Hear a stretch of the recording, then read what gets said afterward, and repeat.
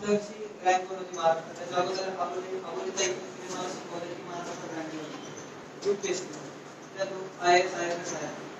तर त्यांनी एक बुक लिस्ट दिली आणि त्या बुक लिस्ट मध्ये एवढे बुक्स दिलेले आहेत. मी ते बुक्स तेवढे वाचले तितक्या वेळा, म्हणून मला ती रँक मिळाली असते. कारण प्रत्येकाच्या खूप वेगळ्या स्ट्रेंथ विकनेसेस आहेत. आज खूप मोठा फरक आहे यूपीएससी आणि एमपीएससी मध्ये.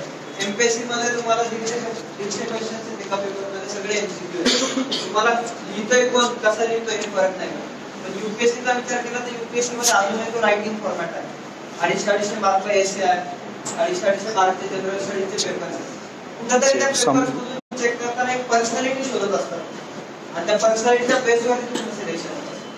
ठीक आहे. सो नो एमसीक्यू फक्त प्रिलिम्स स्टेज आहे.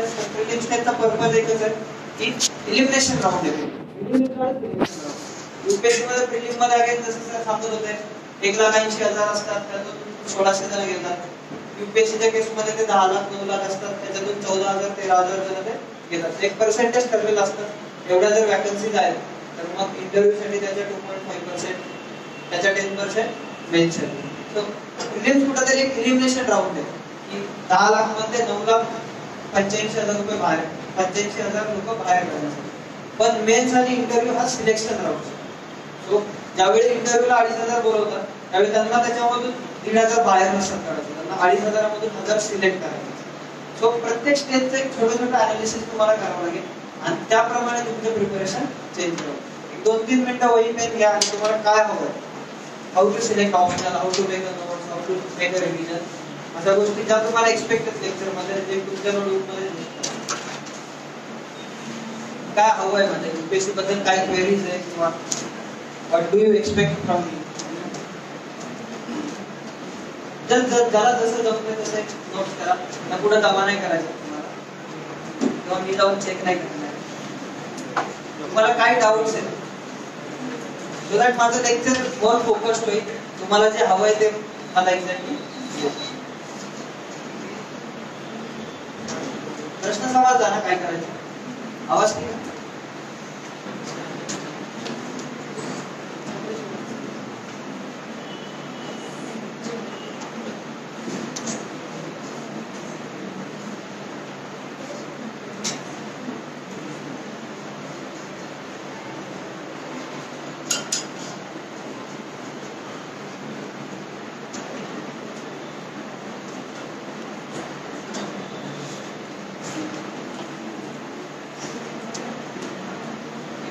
किती वाजेपर्यंत घ्यायचं?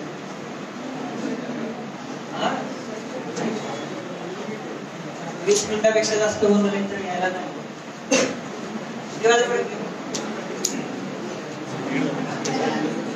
अर्धा तास.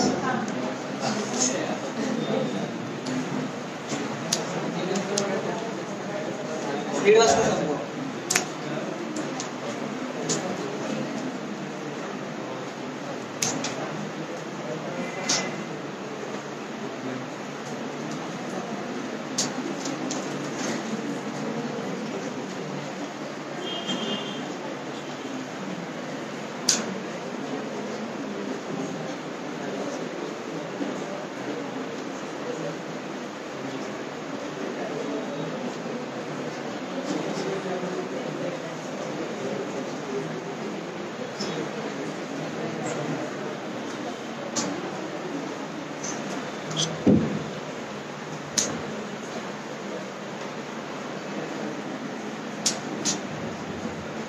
काय पॉइंट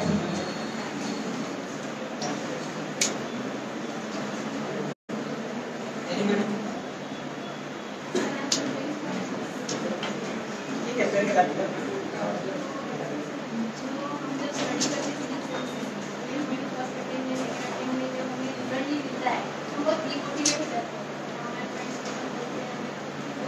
माइंड में हैमरिंग करता है तो उन सब चीजों से कैसे दूर रहना. आपने कितने attempt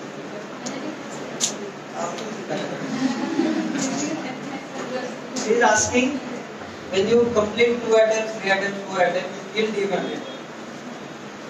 I will tell you one thing.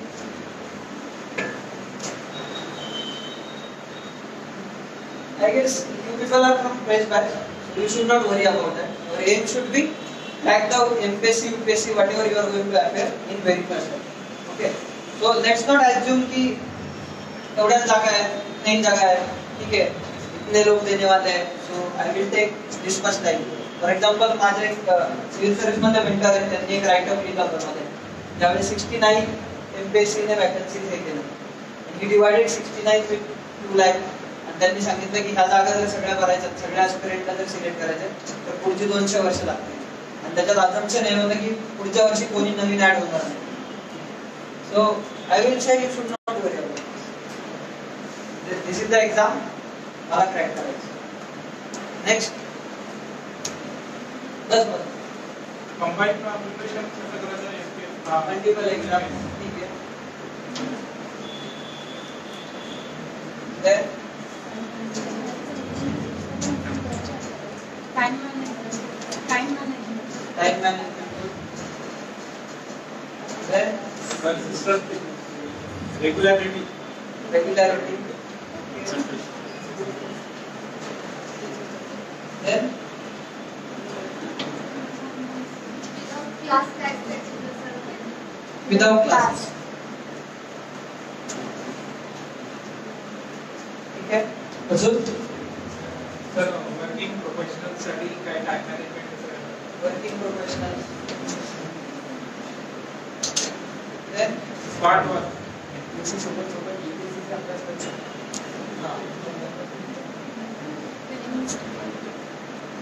Sir answer writing Answer writing good.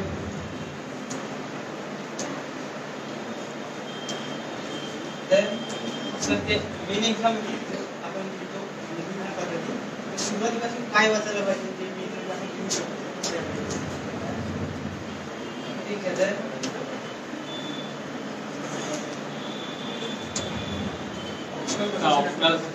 optional selection.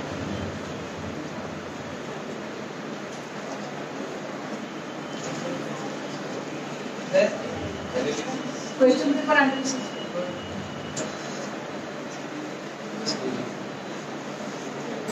then news पेपरला सिलेबस सोबत कसं कोणी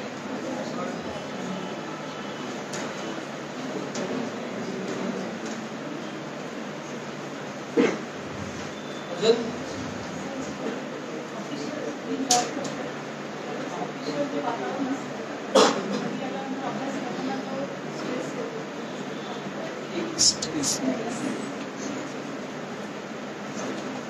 अजून सर लिमिटेड टाइम मध्ये लिमिटेड टाइम मध्ये स्मार्ट स्मार्ट स्टडी. इंटरव्ह्यू बद्दल इंटरव्ह्यू.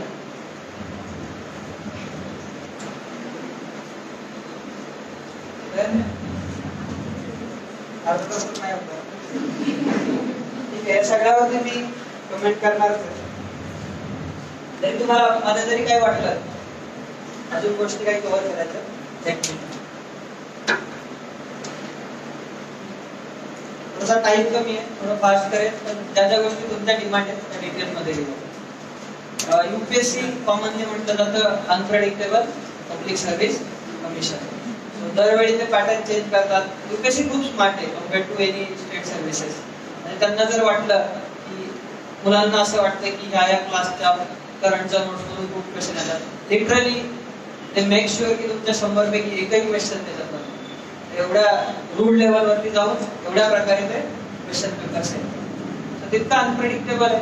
पण एक प्लॅन आहे, एक जनरल स्टडी जर तुम्ही केला तर तुम्हाला रिक्वेस्ट करायला की युपीएससी नोटिफिकेशन लिहून घ्या. युपीएससी नोटिफिकेशन या वर्षीचे युपीएससी नोटिफिकेशन ज्याच्यामध्ये आपण म्हणतो ना ऍड आली त्याच्यात जागा असतात. जनरली लोक काय करतात, फक्त वॅकन्सी पाहतात.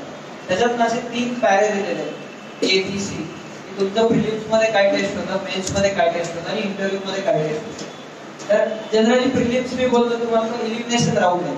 ठीक आहे, प्रिलिम्सचा एक ऑल टुगेदर वेगळा चार्म आहे, ऑल टुगेदर डिफरंट प्रिपरेशन आहे. पण तुमची रँक सर्व्हिस हे सगळं मेन्स ठरवतं. कारण मेन्स आहे जवळजवळ 1,500 मार्क. ठीक आहे, आणि त्याच्यानंतर इंटरव्ह्यू 270 मार्क्सचा तो मॅटर करतो, बट मेन्स इतका मॅटर नाही. ठीक आहे, आणि मेन्सला तर इंटरव्ह्यू मेन्सच क्लिअर नाही तर इंटरव्ह्यू कुठून देणार. सो मेन्सच्या ज्यावेळी त्यांनी वर्डिंग वापरलेलं आहे तर खूप छान वर्डिंग वापरलंय. ते 2013 ला ऍक्च्युअली पॅटर्न चेंज झाला. Well awed citizen of India should be able to write exam. they never expect you to be like खूप 12-15 तास 2 वर्ष गॅप घेतला आणि अभ्यास करतोय. ऍक्च्युअली क्रॅक करायचं तर तेच करावं लागतं 99% लोकांसाठी. But they don't expect that. त्यांनी असं म्हटलेलं आहे की the framing or level of question will be so that a well-aware citizen of the India should be able to answer it. So कुठंच कोणताही क्वेश्चन त्यांनी असा अकॅडमिकली डिफाईन केलेला नाहीये. खूप हार्डली खूप कमी क्वेश्चन असतात की ज्याचा आन्सर तुम्ही बुक्स वाचून अकॅडमिकली लिहू शकता. आन्सर आपल्याला बुक्स वाचूनच लिहायचं. बट क्वेश्चनचं नेचर असं असतं की जे तुम्हाला वेल अवेअर सिटीजन म्हणजे खूप चांगला प्रायमरी स्कूलचा टीचर जरी आहे तो सुद्धा खूप छान आन्सर लिहू शकतो. अशा प्रकारे क्वेश्चन असतात. फॉर एक्झाम्पल एक 2015 ला ज्या टाइमला मी सिलेक्ट झालो तिथे एक क्वेश्चन होता की मुंबईमध्ये पण पॉप्युलेशन आहे, कलकत्तामध्ये पण पॉप्युलेशन आहे, दिल्लीमध्ये पण पॉप्युलेशन आहे. मग पोल्युशनचा इश्यू दिल्लीमध्येच काय? पोल्युशनचा इश्यू मुंबईमध्ये तितका का नाहीये despite being the same population? याची कुठेतरी आन्सर तुम्हाला कधीच तुमच्या पुस्तकात मिळू नाही शकत. ठीक आहे, त्याला तुमचं कुठेतरी एक अनालिसिस असतं की याला कोस्टल आहे, याला वेस्टर्न घाट आहे, तिथं सुंदरबन आहे, ते ऑब्झर्व करतात. दिल्लीच्या केसमध्ये तसं नाहीये. मुंबईच्या केसमध्ये जहाज असल्यामुळे जहाजाचं पोल्युशन नाहीये. रोड खूप अर्ध्या एरियातच रोड त्याला कनेक्ट आहे. दिल्लीची जॉग्राफी पाहिली तर सगळ्या बाजूने रोड येतात. रोड ट्रान्सपोर्ट आहे जो पोल्युशन जास्त करतो. ठीक आहे. सिमिलरली मुंबईच्या कडे इंडस्ट्रीज वगैरे खूप कमी आहेत. खूप अलीकडच्या एरियामध्ये त्या आहेत किंवा फार्म कमी आहेत. दिल्लीच्या केसमध्ये फार्म जास्त असल्यामुळे त्याचं ते आहे ना पंजाबचा इश्यू की गहू वगैरे जाळला जातो. अशा प्रकारे तुम्हाला कुठून तरी तारे कनेक्ट करून त्याचा आन्सर द्यायचा असतो. सिमिलरली सिक्युरिटी वरती क्वेश्चन येतात. त्याच्यात पण त्याचा असं कुठेही युपीएससीचे खूप कमी क्वेश्चन असतात की तुम्ही कोणत्या तरी बुक्स मध्ये ट्रेस करू शकता. तुम्हाला ते सगळं तुमच्या अनालिसिस वरती लिहू शकतात, ज्याला वर्ड आहे ब्रेनस्टॉर्मिंग म्हणून. कोणताही इश्यू तुम्ही न्यूजपेपर मध्ये पाहता, कोणताही इश्यू तुम्ही जनरल बुक मध्ये पाहता, त्याचं कुठेतरी तुम्हाला एक स्वतःचं मन बनवावं लागतं. ते 150-200 वर्डचे जनरली आन्सर्स आपल्याला द्यावं लागतात. कारण 250 मार्कचा पेपर असतो. पहिल्यांदा ते 25 क्वेश्चन दिले त्यांनी 10 मार्कला, नंतर 20 क्वेश्चन दिले 12.5 मार्कला, त्याच्यानंतर त्यांनी 10 क्वेश्चन दिले 10 मार्कला, उरलेले 10 क्वेश्चन दिले 15 मार्क्स. याचं कुठेतरी आन्सर तुम्हाला 150-250 शब्दांमध्ये द्यावं. तुम्हाला जर आयएस बनायचं तर टॉप 100 मध्ये यायचं. टॉप 100 मध्ये यायचं तर त्या 15,000 लोकांमध्ये तेवढ्या फास्ट मध्ये तुम्हाला तो 10 मार्कचा क्वेश्चन इंडियामधल्या टॉप 100 लोकांसारखं लिहायचं. ठीक आहे. तर ते कुठेतरी एक याला खूप मोठा प्लॅन आणि खूप मोठी मेहनत लागते. हे असं आपोआप येऊ शकत नाही आउट ऑफ द ब्लू किंवा तुम्ही क्वेश्चन वाचलात की साधा थिंक करताय आणि ते लिहिताय. हे शक्य नाही. कारण 250 इंटू 25 क्वेश्चन इंटू 200 शब्द म्हणजे 5,000 शब्द लिहायचे 3 तासामध्ये. हे खूप अवघड आहे. 5,000-4,000 शब्द 3 तासामध्ये म्हणजे लिटरली तुम्हाला इतकं इंटरनलाइज करावं लागतं की तुम्ही फक्त पेपर लिहित असता. तुम्हाला थिंकिंगला वेळ नाही. तुम्हाला बॅकग्राऊंडला किती काम करावं लागणार याचा तुम्हाला विचार. आपण बघू क्वेश्चन पेपर अनालिसिस असेल, बुक सिलेक्शन असेल, हे सगळं इथून येतं. पर्सनलाइज अप्रोच वरती मी बोललो की मी सांगतोय, मी हे वाचा म्हणतोय, मी ते करा म्हणतोय, म्हणून तुम्ही कसं रिपीट केल्यामुळे युपीएससी क्रॅक होणार नाही. तुम्हाला तुमच्या स्ट्रेंथ विकनेसेस ओळखावं लागतं. आता उदाहरण म्हणजे for example me economics student आहे किंवा कॉमर्स बॅकग्राऊंड असल्यामुळे मी काय केलं होतं मेन्सच्या सिलेबसमध्ये पूर्ण एरियाज फाउंड केले होते की जे माझे area of interest. For example security was my area of interest, ethics integrity paper was my area of interest, economics was my area of interest, त्याच्यानंतर governance my area of interest, international relation my area of interest. हे topic मी खूप छान प्रकारे या topic वरती जर question येतात तर मला 6 मार्क. नेक्स्ट टॉपिक आहे तुम्हाला खूप बघायचं बट इथे माझे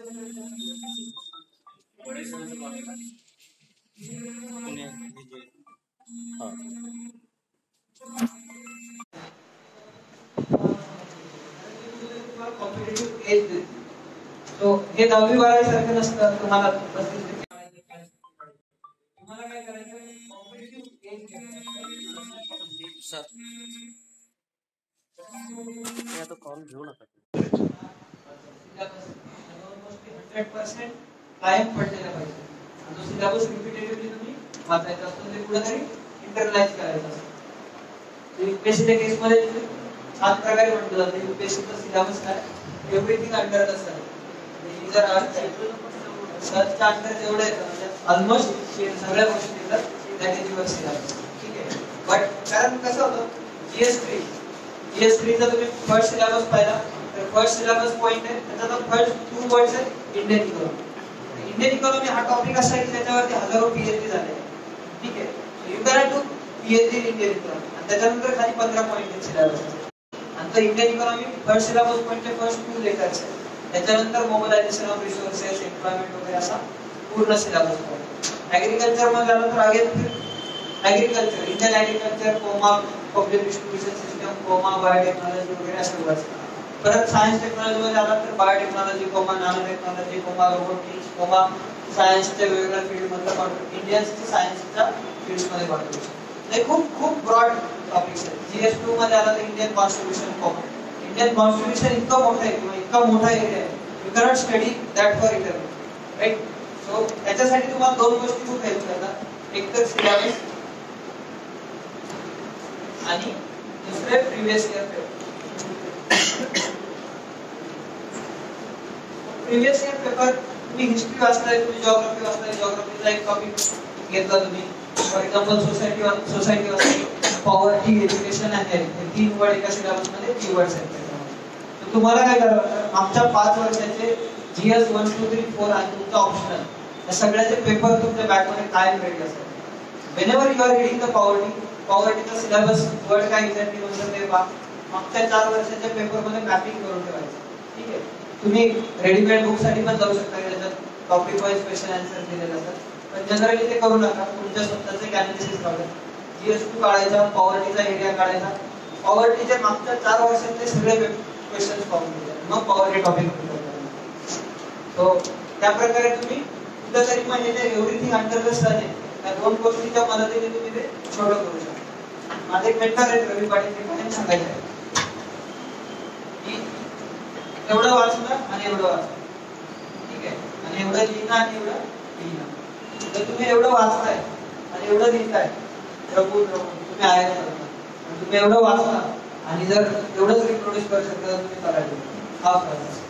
सो रायटिंग त्याच्यासाठी खूप महत्त्वाचं असतं की जे वाचताय ते खूप चांगल्या वर्ड्स मध्ये तुम्हाला लिहिता पण आलं पाहिजे. आणि त्याच्यासाठी रायटिंग जो नेक्स्ट आहे UPSC mains is all about writing. ठीक आहे, तुम्ही ऍटलीस्ट 5 ते 10 क्वेश्चन दररोज द्यायलाच पाहिजे. एक सोर्स घ्या, इन्साइट्स ऑन इंडिया. तुम्हाला खूप जणांना माहिती पण असेल, खूप सारे इंटरनेटवरती सोर्सेस आहेत, तर इन्साइट्स ऑफ इंडियावरती दररोज एक 10 ते 15 करंट वरचे क्वेश्चन ते टाकत असतात. त्याच्या खाली मुलं आन्सर लिहितात. मी कधी ऑनलाईन आन्सर एकही लिहिला नाही, काय ऑफलाईन आन्सर लिहायचो आणि स्वतःच कम्पेअर करायचं त्या एखाद्या चांगल्या आन्सर बरोबर. आन्सर रायटिंग खूप महत्त्वाचं आहे. दुसरं एक आहे इन्साइट्स ऑफ इंडिया आणि व्हिजनचे. इंटरनेटवरती तुम्ही टाका vision IS dot regular current. त्याचा ऍक्च्युली तुम्ही सबस्क्रिप्शन पण घेऊ शकता 500-600 रुपये. मी कधीच असले पैसे घालवले. माझ्या ऑप्शनवरती मला आठवतंय 600-700 रुपये वगैरे खर्च केलेला आहे कॉमर्स आहे. UPSC वरती इन जनरल क्लासेस साठी मी 1 टाइम फीस भरले होते. त्याच्यानंतर मला वाटतं 2-4 हजार रुपयापेक्षा जास्त खर्च केला. विजनचे पेपर द्यायचे कधीच 20-25 हजाराची टेस्ट सिरीज लावली नाही. मी काय करायचो, ब्लँक पेपरचा A4 शीटचा कट्टा घ्यायचो, फोटोकॉपीच्या दुकानात जायचो, विजनच्या पेपरच्या फोटोकॉपी घ्यायचा, टेबलवर आपल्या याचं 3 तास टाइम लावायचा आणि आन्सर करायचा आणि मित्रांकडून वगैरे ते चेक करून घ्यायचं. मित्रांना पण 20-20 क्वेश्चन चेक करायला लावायची गरज नाही. त्यातले 10-15 क्वेश्चन तर तुम्हालाच कळतं की कसे लिहिलेले. 4-5 क्वेश्चन रिप्रेझेंटेटिव्ह बेसिसवरती सिलेक्ट करायचे आणि तुम्हाला चेक करायचे. आन्सर रायटिंग खूप महत्त्वाची आहे आणि तुम्हाला कुठेतरी स्वतःचं प्रिपरेशन खूप हकीम करावं लागेल UPSC. फॉर एक्झाम्पल पेन सुद्धा हा खूप मॅटर करतो. तुम्हाला जर एखादा पेन आवडला तर मेक शुअर की तुम्ही कायम फक्त तोच पेन वापरता आणि त्याच पेनने तुम्ही पेपर लिहिला. तर पॉइंट 1 थेअरी म्हणतात, तमिळनाडू कॅडर IPS त्यांनी आम्हाला शिकवलं. तुम्हाला जर वाटतंय एखादी गोष्ट तुमच्या प्रिपरेशन मध्ये 0.1% हेल्प करेल, यू शुड इम्प्रूव्ह. कारण ते 0.1 म्हणजे 1 मार्क असतो. 1 मार्क म्हणजे तुमचे 25 रँक असतात. 25 रँक म्हणजे तुमचा आर्म फोर्स हेडक्वार्टर सर्व्हिसचा IRS चा स्टॅटिस्टिकचा प्रवास. इतका गोष्टीचा फरक पडतो ज्यावेळी ही इतकी कॉम्पिटिटिव्ह एक्झाम. तुम्हाला वाटतं एखादी गोष्ट तुम्हाला 0.1% फरक करेल, यू शुड इम्प्लिमेंट. मग त्याच्यासाठी मी काय केलं होतं, मी कधीच एक ग्रीड लाईन वाला नोटबुक वापरला. आज पण मी तुम्हाला नोट्स काढल्यानंतर A4 साइजचे पेपर माझ्या नोटबुकवरती कायम पेटी ठेवलेले असतात. कारण UPSC मध्ये जी आन्सर शीट मिळणार तुम्हाला ती पूर्ण ब्लँक असते. जर ते कुठं असं मार्जिन सुद्धा दिलेली नसते. ठीक आहे, इतक्या त्या प्रमाणात ती A4 साइजची शीट असते. सो तुम्ही जर असं प्लेन द्यायला लागला तर असं तिरकं लिहू शकतो आपण, सरळ लिहू शकतो, ते मोठं लिहू शकतो, एवढी फास्ट लिहायची वेळ खूप छोटी. पूर्ण नोट्स माझा, पूर्ण प्रिपरेशन, पूर्ण आन्सर रायटिंग मी काय करायचो, A4 साइजचे ब्लॅक पेपर त्याच्या 150 पेजेसचं स्पायरल करून आणलं होतं, तेच वापरायचं. सो ते कुठेतरी तुमचा अप्रोच अकिन करता येईल. ज्यावेळी पण मी टेस्ट दिल्या प्रिलिम्सच्या, फोटोकॉपी दुकानातून विजनच्या इनसाइटच्या वगैरे प्रिलिम्सच्या टेस्ट आल्या, मी त्या कसं रँडमली सोडवल्या. मी काय ते 9:30 ते 8:30 सोडवलं आणि त्याच दिवशी सीसॅट मध्ये 2 ते 4 का, कारण ऍक्च्युअल एक्झाम मध्ये पण तुम्हाला त्याच टाइम मध्ये पेपर करायचा. हे कुठेतरी ना तुम्ही सकाळी सोडवणं, दुपारी सोडवणं, संध्याकाळी सोडवणं त्यापेक्षा एकदम अप्रोप्रिएट टाइम मध्ये सोडवणं कुठेतरी ते एज देतो. ठीक आहे. परत मग आपण रेग्युलर अभ्यास करतो तिथे नाही बसायचं, 4 बेंच पलीकडे जाऊन दुसऱ्या मित्राच्या जागेवरती जाऊन, मित्रमैत्रिणी जागेवरती जाऊन पेपर द्यायचा का, कारण तुमच्या एक्झाम कंडिशन मध्ये तुम्हाला वेगळ्या कुठल्या तरी एक्झाम मध्ये देणार आहे तिथं एकदम काही जणांच्या एकदम डोक्यावर फॅन येतो, काहींना फॅनच नसतो, कुणाची खिडकीत जागा येते, तिथे बाहेर खूप ट्रॅफिक असतं. अशा गोष्टीला ह्या कुठेतरी इम्पॅक्ट करतात तुमच्या 1-2 MCQ. 1-2 MCQ ला इम्पॅक्ट करणं म्हणजे तुमचं ते सर सांगत होते ना 104 पडले, 104.5 पडले, या सगळ्या गोष्टी खूप मॅटर करतात. त्यावेळी तुम्ही एवढी कॉम्पिटिटिव्ह एक्झाम देता, एवढी 0.33 मार्क्स म्हणजे तुम्ही एखादा गोळा लावताना आणि तो करेक्ट येईल त्याने 2 मार्क मिळतील, त्यापेक्षा एखादा नाही लावताना आणि तो रॉंग निघाला 0.33 निगेटिव्ह होणार नाही, हे सुद्धा मॅटर करतं. थर्ड थिंग, प्रिलिमचा पेपर सॉल्व्ह करताय, तुमच्याकडे पेपर आहे, never never ever go for ticking the answers. कारण का होतं, कायम ती एक शीट घ्या, तुम्हाला सर देतील ती एमपीएससीची ऍक्च्युअल असणार आहे किंवा यूपीएससीची ऍक्च्युअल असणार आहे आणि कायम ते सर्कल करणं सुरू. कारण 100 क्वेश्चन ज्यावेळी सर्कल करतात नक्कीच 3-4 क्वेश्चन आम्ही आपण ठरवलेलं असतं 42 क्वेश्चन नंबरचा सी द्यायचा आणि इकडे सर्कल करताना आपण 42 चा तो 20 सर्कल केला आणि ते 2-3 क्वेश्चन म्हणजे तुमचा पास आणि फेल मध्ये. जेव्हा आपण पेपर सॉल्व्ह करताय सर्कलची शीट घ्या आणि त्याच्यावरती सर्कल, कुठेतरी थिंकिंग चेंज होते त्याच्यामध्ये. तुम्ही क्वेश्चन सॉल्व्ह केला, क्वेश्चन क्रॅक केला आणि आता तुम्ही आता तो गोल करणार आहे, परत क्वेश्चन वर येणार. This is different from question solve केला, टिक केला, क्वेश्चन सॉल्व्ह केला. सो ऑलवेज तुमचं प्रिपरेशन रिअल लाईफ कंडिशनशी कुठेतरी जितकं पॉसिबल आहे तितकं अटॅच करा. ठीक आहे. त्याच्यानंतर प्रिपरेशन ज्यावेळी पण आपण करतो कायम आपण काय करतो, मी आता 2-3 दिवस क्वालिटी केलं, हा खूप खूप वाईट अप्रोच आहे माझ्या पॉईंट ऑफ व्ह्यू. अगेन मी म्हणतोय म्हणून तुम्ही ते केलं करायला हवं असं नाही, but never ever study one topic for more than 2-3 hours. Quality वाचताना 2-3 तासाच्या वर कधीच प्रिपेअर करायचं नाही. तुम्हाला सांगतो, तुम्ही जर 10 दिवस क्वालिटी प्रिपेअर केलं, लक्ष्मीकांत सगळ्यांना माहिती आहे, लक्ष्मीकांत ठीक आहे मोस्ट ऑफ लोकांना माहिती असेल, तर ते 10 दिवसात जर तुम्ही 450 पेजेस वाचलाय ना किंवा 400 पेजेस वाचलाय, त्याच्यातून रिटेन्शन जितकं होणार आहे 10% 20%, त्याच्यापेक्षा काही गुणा जास्त रिटेन्शन होईल. तुम्ही 20 दिवस धरून 2-2 तास फक्त क्वालिटी वाचता. ठीक आहे. 2 तासानंतर सब्जेक्ट 100% चेंज करा. ऑप्शनल 1 घ्या, ऑप्शनल 2 घ्या, GS 1 2 3 4 घ्या.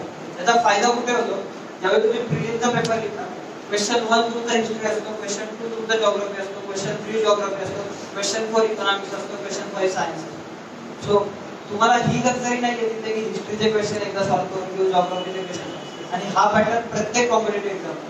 ठीक आहे.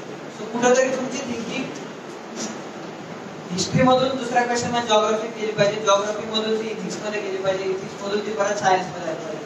सो ही जी थिंकिंग चेंज आहे, की तुमचा जर अभ्यास 2-3 दिवस जर तुम्ही एकच टॉपिक करताय तर तो शिफ्ट तुम्हाला अवेलेबल नाही.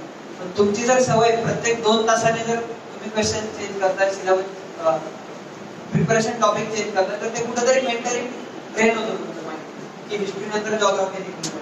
अगेन हे फक्त सिलेबस किंवा हे टॉपिक मॅटर नाही करत, डिफिकल्टी लेवल असतो. फॉर एक्झाम्पल यूपीएससीचे 100 क्वेश्चन्स, मी फक्त जीएस चं बोलतोय, CSAT is all together different. त्याला फक्त एक इंट्रो देईल, कारण यूपीएससी मध्ये सीसॅट क्वालिफिकेशन आहे, मग 33% म्हणजे 66-67 मार्क्स घ्यायचे, they are not counted for your selection. That is one of the good decision आहे.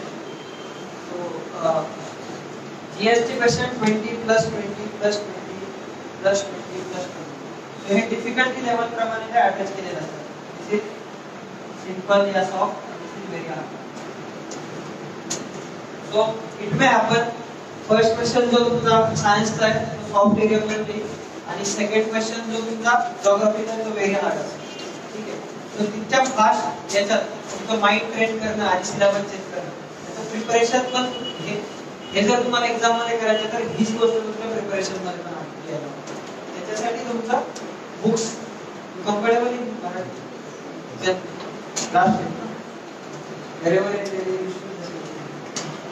मराठी इंग्लिश ठीक आहे ना. सो कुठेतरी ह्या गोष्टी तुमच्या प्रिपरेशन मध्ये रिफ्लेक्ट होतात. सिमिलरली मी तुम्हाला सांगितलं 3,500-4,000 शब्द तुम्हाला मेन्स मध्ये द्यायचे आहेत.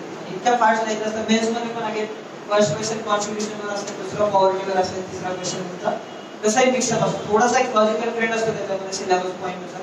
पण अगेन प्रत्येक सिलेबस वरती फर्स्ट पॉईंट असतो. पहिला क्वेश्चन कॉन्स्टिट्यूशन असेल, दुसरा क्वेश्चन इलेक्शन असणार, तिसरा क्वेश्चन अगेन कॉर्पोरेट गव्हर्नन्स वर. तितक्या फास्ट जर तुम्हाला 3 तासात माइंड सेट करायचं तर तुमचं ते प्रिपरेशन मध्ये कुठेतरी ते रिफ्लेक्ट होतं. त्याप्रमाणे तुम्हाला प्रिपरेशन चेंजेस होतात. This was about in general preparation strategy वर. ऑप्शनल सिलेक्शन किती जणांनी ऑप्शनल सिलेक्ट केलं नाही? तुम्ही कोणता ऑप्शनल सिलेक्ट करणार आहात? How many for geography, public administration, कोणता popular, pol science, anthro, history. History किती जण history? Anthro, politics, polity polity असा नाही सर, ऑप्शनल नाही. Political science optional. 2-3 criteria optional select करण्यासाठी. फॉर एक्झाम्पल लिहून घ्या तुमचं बॅकग्राऊंड. फॉर एक्झाम्पल मी चार्टर्ड अकाउंटंट होतो, so I went for commerce and accounting. So your background. Second is your interest.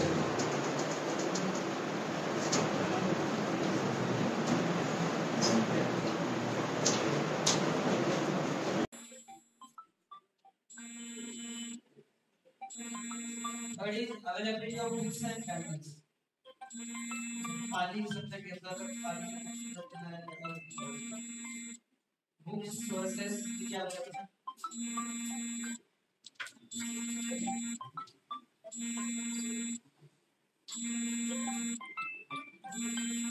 Overlap general म्हणजे optional किती GSC overlap जीएसचं preparation. माझ्या मते ऑलमोस्ट सगळे ऑप्शन बंदवर आले, कमी जास्त प्रमाणात जीएससी ओव्हरलॅप.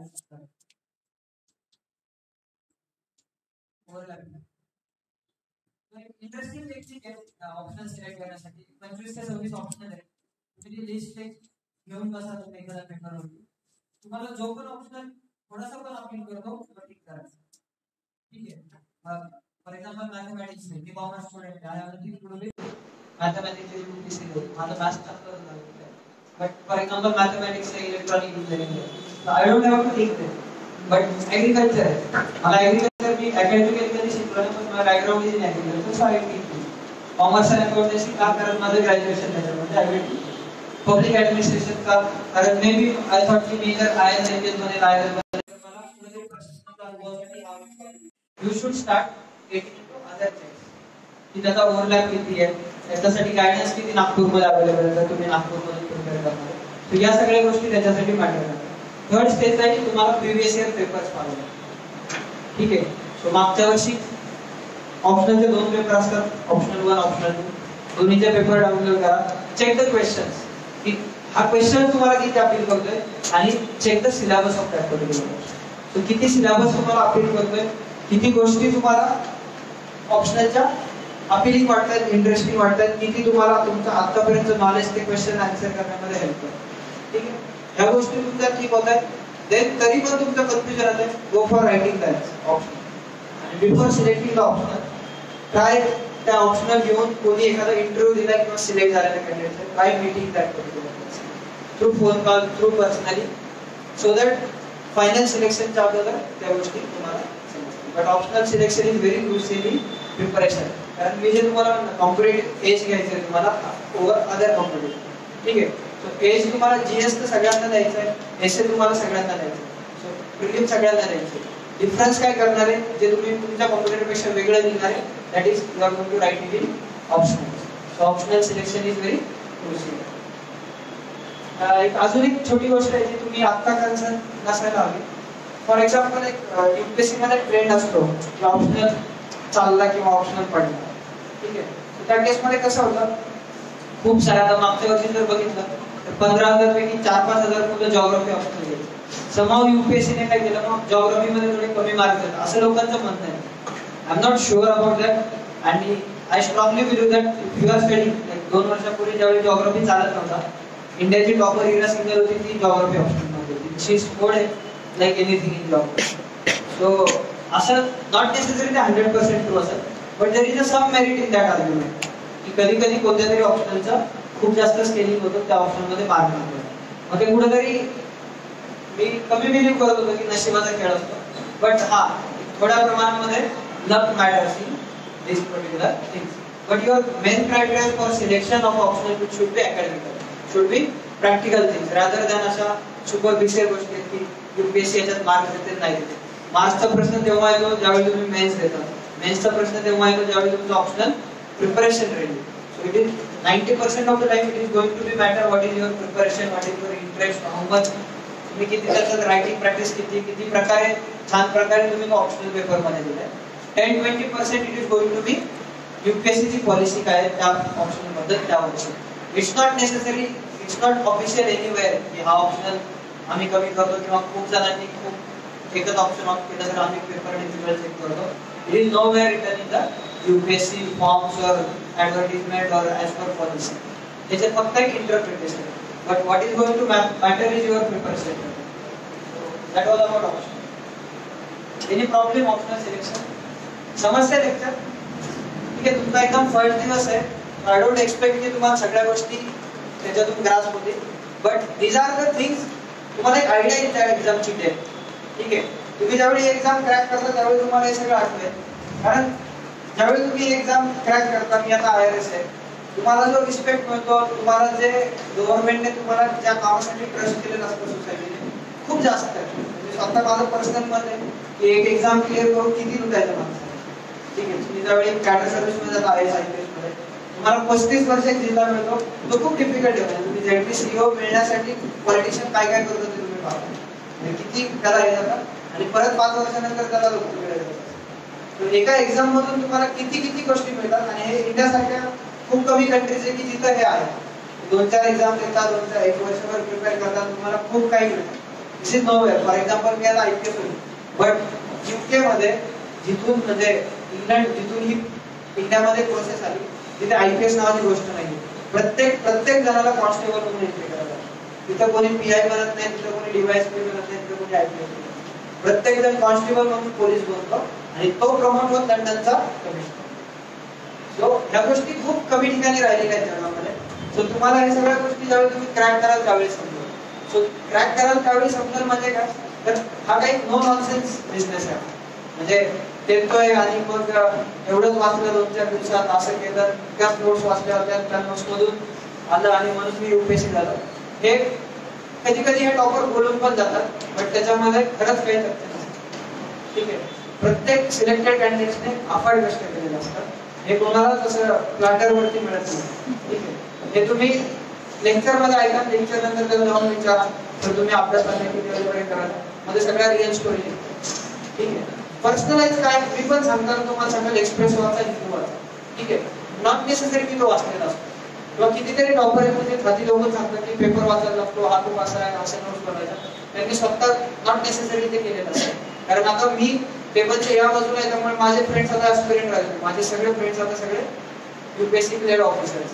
ठीक आहे, किंवा NADT मध्ये मी एक IAS ऑफिसर आहे. NADT इथून 7-8 किलोमीटर 160 IAS ऑफिसर ट्रेनिंग आहे.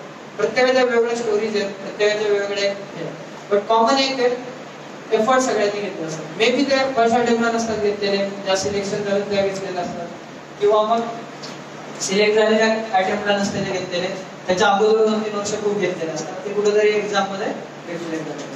बट कॉमन इज मला 10-15 तास अभ्यास करावा असतो.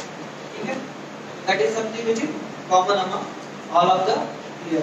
So sincerity is a serious नाही राहायचं आपल्याला, sincere. I will never say की तुम्ही सिरियसली अभ्यास करा, बट सिन्सिअरली अभ्यास करा. ठीक आहे, there is a in line between these two words. आतापर्यंत सांगितलेलं क्लिअर आहे.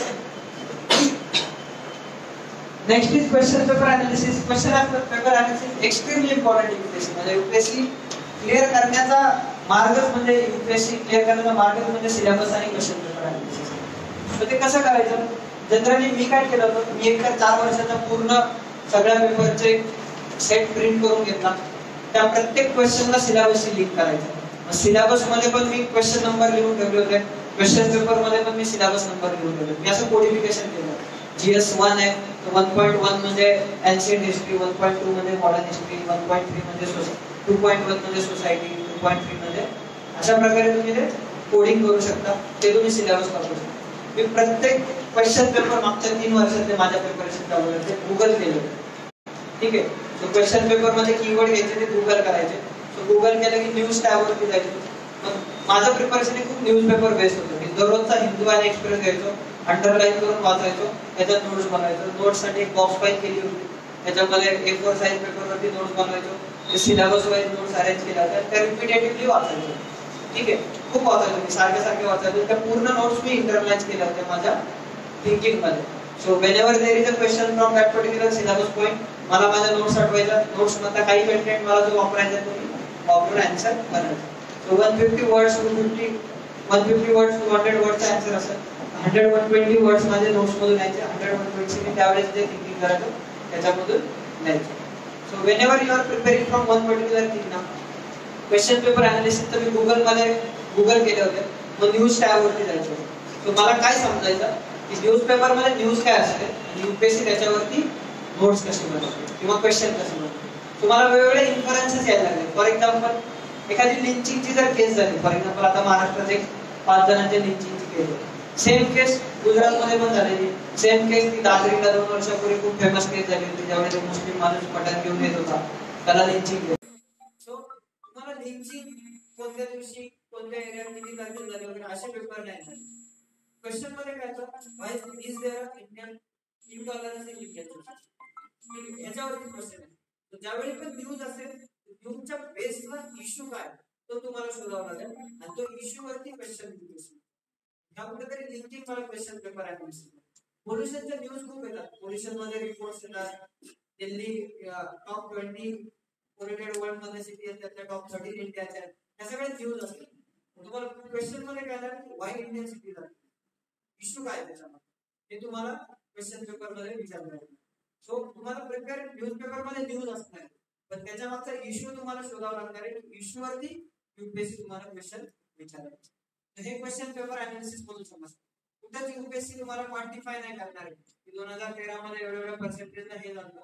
प्रिलिम मध्ये पण खूप कमी क्वेश्चन असतात जे यूपीएससीचे क्वांटिफाय असतात. किंवा आपण त्याला म्हणतो ना की इतका केजी म्हणजे जे एमपीएससी क्वेश्चन असतात 2012चा 12 नमुनाला मिळाला, असे यूपीएससीचे क्वेश्चन कधीच नसतात. यूपीएससीचे क्वेश्चन म्हणजे तुम्ही जर पॉप्युलेशन पॉलिसी वाचलेली आहे, मी नाही वाचलेली, ठीक आहे. सो यूपीएससीने जर पॉप्युलेशन पॉलिसीवर क्वेश्चन विचारला ना, सो तुम्ही वाचलेल्या कंटेंट मधून नसेल ते, but that will give edge to you to crack that question. Maybe ते 2 ऑप्शन त्याच्यातून इलिमिनेट होतील, 2 ऑप्शन मध्ये तुम्हाला सिलेक्ट. मी जर रीड नाही केला तर मला काहीच नाही. बट बाकी एक्झाम मध्ये काय होतं की 2001च्या पॉप्युलेशन पॉलिसी मध्ये हे एक लावलं. सो वाचतोय नाही वाचतोय, वाचणाऱ्या जर आठवलं नाही तर त्याला ते येणार नाही वाचणाऱ्याचा तर प्रश्नच नाही. पण यूपीएससी मध्ये असं नाही. तुम्ही जर थोडासा अभ्यास केलेला त्या एरियामध्ये, ते कुठेतरी तुम्हाला आन्सर रायटिंग मध्ये प्रिलिमचा क्वेश्चन क्रॅक करण्यामध्ये एज देईल, ठीक आहे. सो अशा प्रकारे यूपीएससी वेगळी आहे. That is the answer to my this thing. Multiple exams आहेत ना, आय विल से तुम्ही जर पहिल्यांदा प्रिपेअर करताय ना, तर एक एक्झाम ठरवा आणि पूर्ण फोकसने प्रिपेअर करा. कारण इतकी कॉम्पिटिशन आहे आणि कॉम्पिटिशन खूप असल्यामुळे you cannot afford to spend your energy in 2-3 areas. MPSC पण करतोय, यूपीएससी पण करतोय, निघाला नागपूर मेट्रोचा फॉर्म तो पण भरला. कारण ह्या सगळ्यासाठी काय होतं, फॉर एक्झाम्पल डिस्ट्रिक्ट लेवलचे रिक्रुटमेंट असतील तर त्याच्यामध्ये नॉर्म्स असतात की 25% question should come from that particular district. District मधल्या गोष्टींबद्दल, कुठं खाली आहे, कुठं लाईट तयार होते, कोराडी प्लांट आहे, काय आहे, काय अशावरती question. This has nothing to do with UPSC, ठीक आहे. So if you are preparing for one particular exam, preparing with full focus. कधीच मल्टिपल एक्झामला जाऊ नका. त्याच्यानंतर दुसऱ्या वर्षी तुम्हाला वाटलं की एक्झाम वेगळी करायची, आरबीआय ग्रेड बी एक्झाम द्यायची, तर मग पूर्ण focus RBI grade. At least 80% of energy should go to architecture, जर तुम्ही ठरवताय त्या पर्टिक्युलर. आणि असं काही नाहीये तुम्हाला युपीएससी करायची, एमपीएससी करायची, इंडियन इंजिनिअरिंग सर्व्हिसेस जर तुम्हाला टेक्निकली आवडते. माझा एक मित्र आहे, तो खूप आरामात IAS IPS होऊ शकला असता, बट तो टेक्निकली खूप स्ट्रॉंग होता. इंडियन इंजिनिअरिंग सर्व्हिसला गेला, पहिल्या अटेम्प्ट मध्ये सिंगल डिजिट मध्ये रँक आला. खूप छान प्रकारे इंडियन रेल्वेमध्ये टेक्निकली वरती काम केलं. इकॉनॉमिक्स मध्ये इंटरेस्ट इंडियन इकॉनॉमिक सर्व्हिस मध्ये. युनिफॉर्म सर्व्हिसची क्रेज आहे. CAPF म्हणून जे आहे central arm police force, that is again a very shortcut route to be a class 1 officer, group based service officer in central group. So decide your strength, decide your area of interest and decide the examination. आणि वेळासारखा अभ्यास करायचा. कारण खूप सारे exam इतकी competition आहे की तुम्ही इतका का अफोर्ड करू शकत नाही की मल्टिपल एक्झाम्स एकाच वेळी तुम्ही द्या. ठीक आहे. So at least in first second year of preparation you should target 1 particular exam. त्याच्यानंतर ठीक आहे, कंडिशन अशा असतात की if that one exam is not going to crack, we go for another exam वगैरे असं तसं. But that is something which you think in later phase of your preparation. But at least ज्यावेळी सुरू करताय त्यावेळी try with one particular examination. That's why I am telling you, UPSC सोडली तर मी कोणतीच एक्झाम दिली. ठीक आहे. त्याचा रिझन पण आता मी CA होतो, I never needed job. मी कधी ह्या एक्झाम जॉब साठी केल्या नाही, मी ह्या एक्झाम प्रॉपर करिअर साठी म्हणून पाहिला. आणि तुमचा पर्पज UPSC करतोय म्हणजे मग मला समाजात सर्व करायचं आहे अशा काही गोष्टी नाही. मी कॉर्पोरेट मध्ये खूप छान जॉब करत होतो. सोशल माझा खूप अवेअरनेस होता. मी माझ्या गावात सुरू केलं होतं, मी एक NGO काढली वगैरे. पण नंतर कुठेतरी वाटलं की नाही, मला पैसे किंवा कॉर्पोरेट कल्चर नको, मला कुठेतरी सोशल सर्व्हिस साठी नाही, पण हे असं एक कामाचं नेचर आहे की जे मला खूप आवडेल काम करायला ह्या एरियामध्ये गव्हर्नमेंट. So I decided. तो माझी डिसिजन प्रॉपर प्रॅक्टिकल होती. माझं करिअर पुढची 30 वर्ष जे मी तुम्हाला सुरुवातीला म्हटलं, सकाळी 9 वाजता तुम्हाला वाटलं नाही पाहिजे की तुम्ही ऑफिसमध्ये जाता. 1 वर्ष 6 वर्ष जॉब केलं, मला कुठेतरी वाटायला लागलं की नाही, मी कुठेतरी काय करतोय, मी दुसऱ्यांचे ड्रीम्स चेस करतोय. त्यांनी मला टार्गेट डिसाईड करून दिलेलं आणि मी ते टार्गेट्स पूर्ण करतोय. त्यांनी त्याच्यासाठी मला बोनस ठेवलेलं.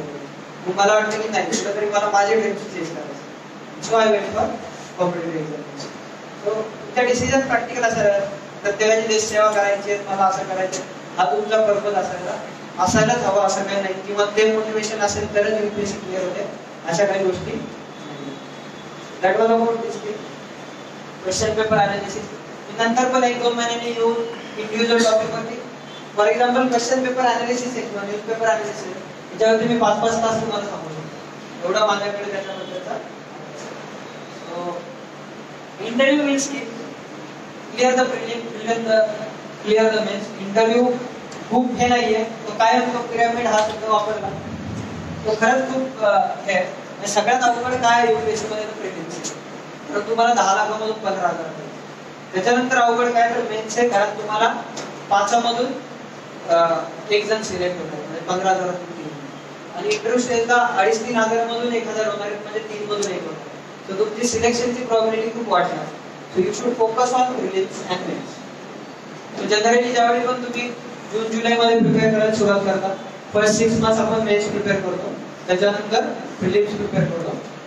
प्रिलिम्स दिल्यानंतर परत 4 महिने आपण मेन्स प्रिपेअर करतो. पण ज्यावेळी तुम्ही एक्सक्लुझिव्हली 6 महिने प्रिलिम्स प्रिपेअर करताय, इट्स नॉट दॅट तुम्ही मेन्स कम्प्लिटली सोडलं पाहिजे. त्यातल्या शेवटच्या 1-1.5 महिन्यात प्रिलिम्स फक्त अभ्यास करा, बट मेन्सचा काही ऍस्पेक्ट तुम्ही त्या उरलेल्या प्रिलिमच्या प्रिपरेशन मध्ये पण करायला हवं. फॉर एक्झाम्पल एसे 250 मार्क आहे, मी ठरवलेलं असायचं की रविवारी 2 एसे लिहिणार. ठीक आहे, कधी कधी 1 व्हायचा, पण मग प्रिलिमच्या 15 दिवस अगोदर पण संडेला मॉर्निंगला मी एसे लिहायचो. That is again it's about time table. You should get your time table right. मला पूर्ण प्रिपरेशन मध्ये फर्स्ट अटेम्प्ट मध्ये क्रॅक करण्यामध्ये हेल्प काय झाला, टाइम टेबल. आणि second is religiousness. Religiousness doesn't mean no Muslim वगैरे. रिलिजियसली मध्ये धर्माच्या मागे कसं धर्मांध होऊ शकतो, धर्म फॉलो करतात. रिलिजियसली मी प्रिपेअर करायचो. माझं टाइम टेबल मी इतकं फॉलो करायचो की मी आय डोंट थिंक 365 न्यूजपेपर आहेत, मी 360 प्लस न्यूजपेपर वाचलेले वर्षात. मी कधीच असं नाही झालं की न्यूजपेपर वाचलं नाही. चुकून एक्सेप्शनल टेस्टला न्यूजपेपर नाही वाचला, न्यूजपेपर घेऊन बॅगमध्ये ठेवा, नेक्स्ट डे 2 न्यूजपेपर, परत नोट्स काढायच्या, परत त्याच्यावरती करंटचे आन्सर. जे मी सिलेक्ट केलं ते मी खूप रिलिजियसली केलं. ऑल इंडिया रेडिओचा 15 मिनिटाचा एक न्यूज ॲट 9 असं 9:30 ते न्यूज असते. 15 मिनिटाची न्यूज मी हेडफोन टाकायचो, एक A4 शीट घ्यायचो, त्याच्यावरती नोट्स काढायचो, ती न्यूज होती. आय डोंट थिंक मी कधी ते स्किप केलेलं. कधी 5 मिनिटानंतर मला लक्षात यायचं की आउट ऑफ सिलेबस वगैरे तर स्टॉप व्हायचो. पण मी ते रीड नाही केलं किंवा ऐकलं नाही कधीच झालं. सो जी गोष्ट तुम्ही ठरवता खूप केअरफुली तुमच्या प्रिपरेशन मध्ये ठरवा की मी प्रिपरेशन करताना ह्या गोष्टी करणार. वन्स यू डिसाइड की मी न्यूजपेपर वाचणार आहे, नोट्स करणार, मग मागं फिरायचं. तुम्ही ते डिसाइड करायच्या अगोदर ठरवा की तुम्हाला होत नाहीये तर मग तुम्ही विजनच्या मंथली करंट अफेअर्स घेणार, ते वाचणार, ते अंडरलाईन करणार. That is your decision. But once you taken the decision stand by. हे मी माझ्या टाइम टेबल मध्ये केलं. टाइम टेबल एक वर्षभरात असतं की डिसेंबर पर्यंत मेन्स करणार आहे, जानेवारी पासून प्रिलिम करणार. मग परत 2 महिन्यात असतं की सप्टेंबर एंड पर्यंत मला माझं ऑप्शनल संपवलं. मग परत 1 महिन्यात असतं की ऑप्शनल संपवायचे, तर ऑप्शनल 2चे एवढा पार्ट या महिन्यात करायचा. आणि नंतर एक वीकली असतं आणि एक डेली असतं. जितकं पॉसिबल होईल तितकं करा. मी अभ्यास करायचा, माझ्या समोर एक छोटा नोटीस बोर्ड होता थर्मोकोलचा, त्याच्यावरती मी ते चिटकून ठेवायचे की मंथली काय, वीकली काय. डेली मध्ये मग त्या दिवशी एक कम्फर्ट घ्यायचं, मला काय काय वाचायचं ते कुठेतरी डायरेक्ट मागे द्यायचं आणि फटाफट ठीक करायचं. त्यानंतर मॉर्निंग स्लॉट डिफाईन करा. फॉर एक्झाम्पल माझ्या लायब्ररीचा टाइम होता मॉर्निंग 7 to 11. सो मी एक फॉलो करायचो rule, except on Sunday afternoon 7च्या आत मी लायब्ररी द्यायचो आणि 11 पर्यंत मी लायब्ररी थांबायचो. हा रूल मी दीड वर्षाच्या प्रिपरेशन मध्ये हार्डली 2-3 वेळा एक्सेप्शन रिझन फॉलो केला. म्हणजे लिटरली ज्या दिवशी अभ्यास होते त्या दिवशी तर हे नाही, ज्या दिवशी अजिबात अभ्यास होत नाही ना त्या दिवशी तर नक्कीच 11 पर्यंत बसायचं. कारण त्या दिवशी जर ती सवय मोडली तर ती खूप सोपं आहे. ज्या दिवशी अभ्यास होते त्या दिवशी पण तुम्ही लायब्ररीतून बाहेर. ज्या दिवशी अभ्यास नाही होत त्या दिवशी तर मग म्हणजे लिटरली झोपायचो बेंचवरती, पण मी 11 पर्यंत बसायचो. सो तुम्ही डिफाईन केलं की ते फॉलो करा. Then and then only UPSC clear होते. आणि हे सगळ्यांची हिस्ट्री आहे त्याची. फॉर एक्झाम्पल महाराष्ट्राचे डॉक्टर विश्वजित माझी बॅचमेट होती, अबोली ताई आहे, तिने आम्हाला सांगितलं की लक्ष्मीकांत आहे ते तिने 42 ते 43 वेळा वाचलं. Can you imagine this? So तेवढी कमिटमेंट नाही ते त्या गोष्टी वाचतात. आणि एवढं करावं लागतं जर तुम्हाला UPSC क्रॅक करायची. हा माझा अप्रोच होता. I never seen any aspirant जो चोकली हे झाले, बट ते गिव्ह पब्लिक स्पीच काय देतात. त्यामुळे मी सरांना सांगितलं होतं मी स्पीच नाही देणार आहे, मी एक क्लासरूम लेक्चर घेतले. ठीक आहे. आणि मी पुण्यामध्ये खूप लेक्चर्स घेतलेले, 1-2 अकॅडमीजला अटेंड असतो. मी सिलेबस शिकवलेले, नॉट नेसेसरी फक्त guidance lecture. Proper economics, security असे सिलेबस टॉपिक मी ज्या इन्स्टिट्यूटमध्ये अभ्यास केला तिथे हेच कल्चर आहे. मागच्या वर्षी जे ॲस्पिरंट तुम्हाला शिकवतात तोपर्यंत ट्रेनिंग जॉईन नाही करत, तुम्ही सिलेक्ट होता. पुढची बॅच नवीन येते, तुम्ही ट्रेनिंग जॉईन करायच्या अगोदर तुम्ही त्यांना शिकवता. मला पण 4-4 दिवस सुट्टी घेऊन कधी कधी परत त्या अकॅडमीमध्ये जाऊन मी शिकवतो. कारण आम्हाला कुठेतरी वाटतं की मी कधीच माझ्या प्रोफेशनल टीचरकडून शिकलो आहे. प्रॉपर जे UPSC क्लिअर झाले मागच्या वर्षी त्यांनी मला शिकवलं. खूप इंटिग्रेटेड अप्रोच होता, प्रत्येकाचा वेगळा अप्रोच होता. कुठेतरी एक वर्ड नोट करते, माझा एक मी अप्रोच होता.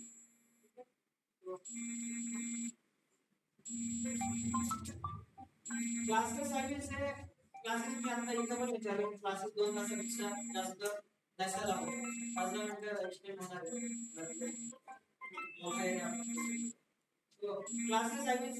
क्लासेस इम्पॉर्टंट असतात आणि इक्वली नॉट इम्पॉर्टंट असतात. कारण कुठेतरी गायडन्स गरजेचं आहे. If you are not going for classes, make sure that you have good guidance in place. तुम्ही इथं क्लासेस करताय, तुम्हाला वेगवेगळे टॉपर्स येऊन काही ना काही गोष्टी सांगत राहतात, त्याच्यातून एक गोष्ट फक्त आपल्याला एका लिमिट नंतर गायडन्स घ्यायचं थांबवायचं. ठीक आहे. ते जास्त 2 शब्द कानावर पडतील म्हणून जिथे लेक्चर येतं आपण पळत सुटतो. एक 1-1.5 महिना प्रिपरेशनच्या सुरुवातीच्या नंतर ॲसाइनमेंट रिक्वायर्ड नेट इंटरनेटवर इतक्या गोष्टी अवेलेबल. UPSC प्रिपरेशन स्ट्रॅटेजी पहिल्या 10 मधल्या 5 जणांच्या रायटर्स असतात. 10 जणांचे 20 जणांचे रायटर वाचायची गरज नाही. 5-10 जणांचे वाचले. तुम्हाला ज्याचं जी गोष्ट चांगली वाटते ती कलेक्ट करायची, तुमच्या प्रिपरेशन स्ट्रॅटेजीमध्ये ते इम्प्लिमेंट करायचं. कुठं इकडे तिकडे पळायची गरज. क्लासेस केल्यानंतर काय होतं, कुठेतरी समविचारी लोक आपल्याबरोबर प्रिपेअर करतात. कॉम्पिटिशनची जाणीव राहते आपल्याला.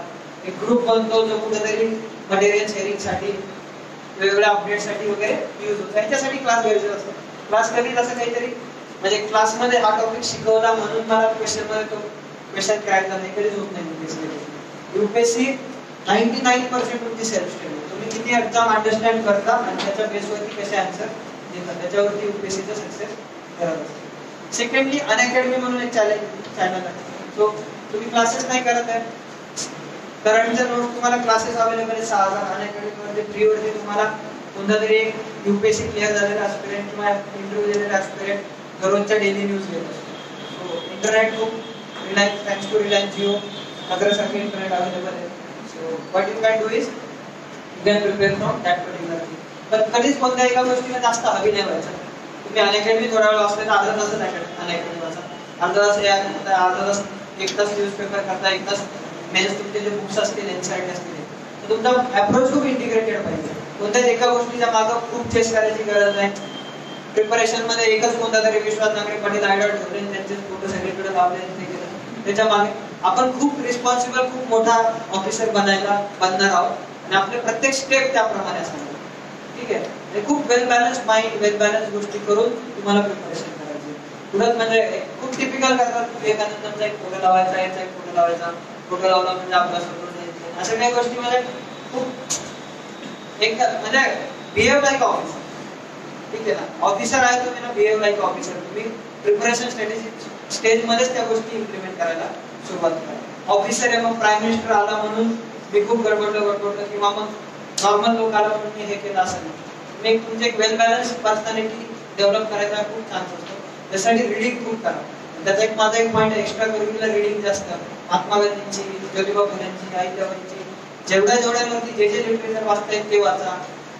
इव्हन तुम्हाला सांगतो हॉलिवूडचे जे रिअल लाईफ मूवीज बनतात ते जरी तुम्ही दर संडेला पास केला त्याच्यातून सुद्धा खूप चांगल्या गोष्टी मिळतात. ते सुद्धा कुठेतरी वरवर आधार तुम्हाला प्रिपरेशनला हेल्प करू शकतो. ठीक आहे. सो फॉर एक्झाम्पल एज्युकेशन वरती एक टॉपिक आहे आपला. एज्युकेशन वरती दरवर्षी एक क्वेश्चन असतो. एसे मध्ये इट इज गुड की तुम्ही एज्युकेशन वरती एखादा parallel irrespective of what is essay that essay. So education वरती नारायण मूर्तीचं फॉर एक्झाम्पल एखादं बुक आहे बेटर इंडिया बेटर वर्ल्ड.